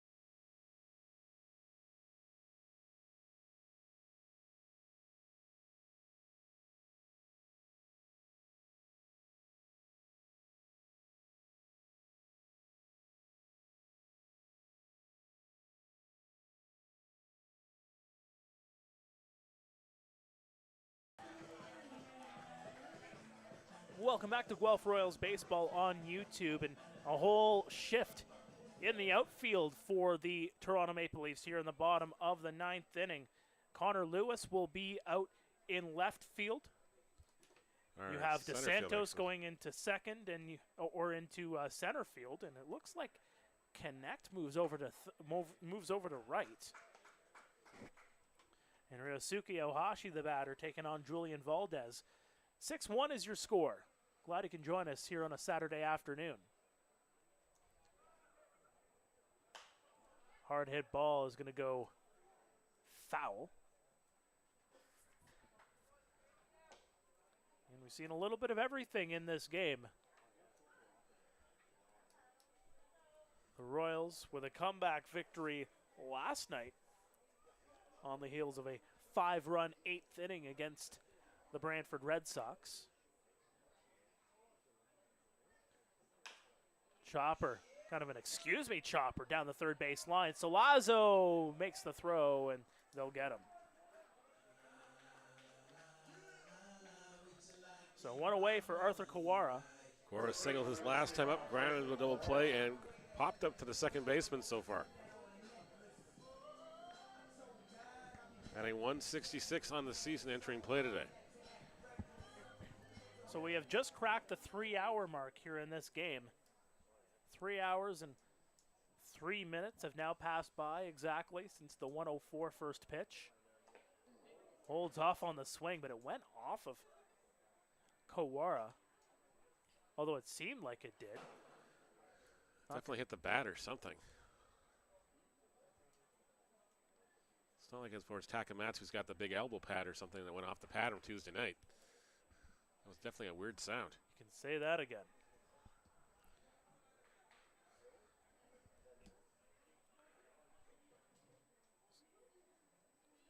Valdez gets the sign. Swing and a miss. There's a strike. Count it 0-2 here on Kawara. Trying to start a rally here for the Guelph Royals. Chopper's going to be fouled away.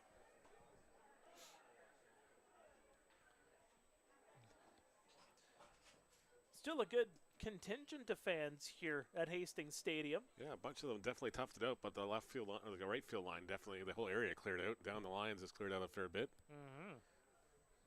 It got colder. Guys had shorts on and whatever else. And that one trying to be framed by Chialtis, but not going to get the call.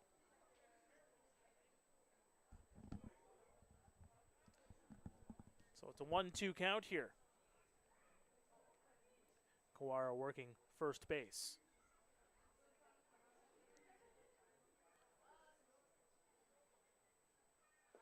And that one's going to go off of Chialtis, blocks it in front of him, but it's a 2-2 count here now. Evan Ash due up. He's in the on-deck circle. Blake Buckle in the number 9 hole. A little Bronx cheer for the plate umpire. Yeah, he's not a favorite. Not a popular guy here today. Nope.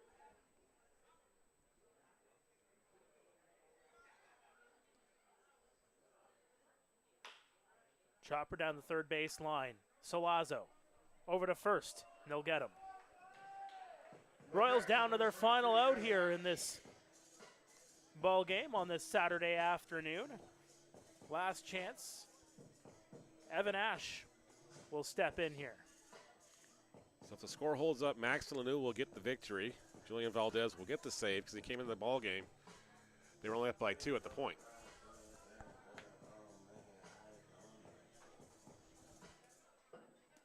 When you think about it, too, minus that delay in the 7th, we're still technically under 3 hours. That we were. Chopper in play, fielded by Vinicio, and can't make the throw over. He did actually make the throw, but bobbling it there was Jordan Castaldo, and getting on board is Evan Ash. Hard to say if he beat that one out, but he's definitely feeling the after effects of that one there. Did it go off of Ash? I think it did, actually.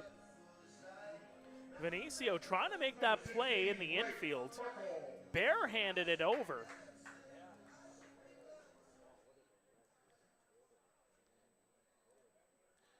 So he gets on. We're going to call that a single. Yep. And Blake Buckle now. And, you know, what a job there by Evan Ash just to leg that out. So it remains 6-1. Good trap there by Chialtis. Holds it in front of him. As mentioned, Guelph off until next Friday when they are on the road in Brantford. That means they got some point in the schedule. They have a lot of 4-game weeks, that's for sure. Yes.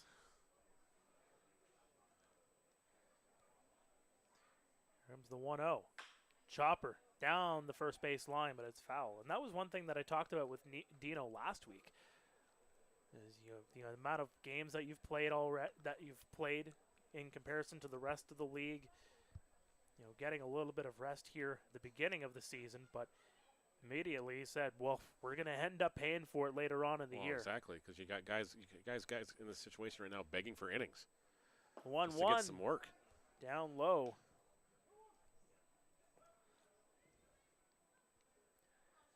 But does this work to an advantage where you get more games later on in the season, and that's when more guys are, back with the team?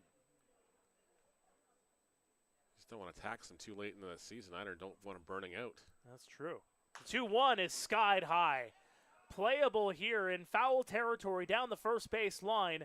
Coming over to make the catch is Jordan Castaldo, and that will do it. And that's the ball game. Final score. The Toronto Maple Leafs win it by a score of 6-1. They will improve to 4-7 on the season. Guelph will drop to 5-2. The Maple Leafs have now won 2 straight. The Guelph Royals have now lost 2 of their last 3 games after starting off the season 4-0. But a very interesting game, to say the very least, Neil. Definitely had a little bit of everything. A little bit of everything, and just like we said, we've seen something new tonight. So again, it all started off a sac fly by Marcus Connect back in the first. It remained 1-0 Maple Leafs for the longest time until Brando LaRue hit an RBI double in the 5th that drove home Yuki Narita. Or rather, that was Blake Buckle at that point. So that made it 1-1. It stayed 1-1 until the 7th. 2 runs on the board for the Maple Leafs. And after those 2 runs went on the board, we thought we were out of here early. Yep. As Dino Ramel ejected for something said in the dugout. And it was a quick ejection as well. Josh Garton comes out. It seemed like, from our vantage point at least, we don't know what was happening on the field in terms of what the conversation was like down there. So keep that in mind. Josh Garton ends up getting ejected for his efforts. It resulted in about a 15 to 20 minute delay. Of course, all 3 umpires leaving the field. It seemed like we were going to be out of here, really. Yep. And then umpires come back onto the field. We get word from Trevor Stoico that we're continuing. We continue the game. It remains 3-1. And then the Maple Leafs tack on 3 more in the 9th to make this a final score. Your thoughts on what we witnessed this afternoon? I thought it was a tale of 2 different ball games. The 7th inning just seemed like the whole game shifted in that whole context as everything else once the ejections happened and just the winds went out of the Royals' sails. But at that point, we had a great pitcher's duel going on. What do you make of that comparison, too? I mean, you looked, and we talked about it in the first half of this game, between Marek Deska, Jacob Cush. Like you said, it seemed like it was going to be a pitcher's duel, but one thing that really, was glaring to us was the pitch counts for both pitchers. Well, Cush was using a lot more pitches than Deska was, and then Deska, I think, exited the ball game just at the 57 pitch mark. And then, of course, guys come in relief. Reese Montgomery, you had Brandon Dean show up at some point. Max Lemieux, I think, had an excellent ball game in relief as well for the Maple Leafs. Exactly. And, the Leafs, they've been struggling off the gate, but it looks like they're starting to get hot here, and they're starting to get their legs back underneath them, and then they're going to go into the opportunity tomorrow to get a 3-game sweep here. And for the Royals, meantime, they get a bit of rest, as we talked about before. Not in action again until next Friday against the Brantford Red Sox, but that begins a stretch where they're playing 4 games in a matter of, 5 days? Yes, yep. 5 days. You play Brantford on Friday, Welland on Saturday and Sunday. You get a break on the Monday before having to host Brantford on the Tuesday night. So keep that in mind, too, as you have 4 games in 5 days. You're only playing 2 different teams. Brantford sandwiched in between a home and home with the Welland Jackfish. Well, exactly. You can't look ahead past the Brantford Red Sox. You saw last night. They battled you right to the bitter end there into the 8th inning. For Maple Leafs fans that are watching, of course, they'll be in action on Sunday afternoon, a 2 o'clock first pitch at Christie Pitts, where the aforementioned IBL champion, Welland Jackfish, will be at your vicinity. For Neil Srivastava, for everybody putting us on the air on YouTube, my name is Mark Perry, saying so long from Hastings Stadium. We'll see you next time.